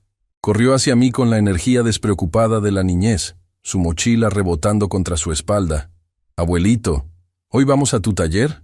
¿Me enseñarás a hacer un barquito de madera como prometiste?». Sonreí, sintiendo una calidez que hacía tiempo no experimentaba. «Por supuesto, chaparro. Es hora de que aprendas los secretos de la carpintería, como tu padre a tu edad». Mientras caminábamos de la mano hacia mi casa, donde el pequeño taller esperaba con sus herramientas y pedazos de madera, pensé en los ciclos de la vida, en cómo las oportunidades de redención pueden surgir incluso de las circunstancias más dolorosas. Mi hijo me había roto el brazo porque me negué a darle el control de mi cuenta bancaria, pero lo que le salió realmente caro no fue la sentencia de prisión ni las consecuencias legales. Fue darse cuenta, finalmente, del valor de lo que había estado a punto de perder para siempre: la confianza de su padre, el amor de su hijo y su propia dignidad. Algunos aprendizajes llegan de manera brutal, a través del dolor y la pérdida. Pero si ese aprendizaje lleva a un cambio verdadero, quizás el costo, por alto que sea, valga la pena. Solo el tiempo dirá si Ulises ha aprendido realmente su lección. Mientras tanto, tengo un nieto que enseñar y una vida que reconstruir, tablón por tablón, día por día, como siempre he hecho. Amigos, si esta historia les tocó el corazón, no olviden darle like y suscribirse a mi canal. Podrían ayudar a alguien que esté pasando por algo similar.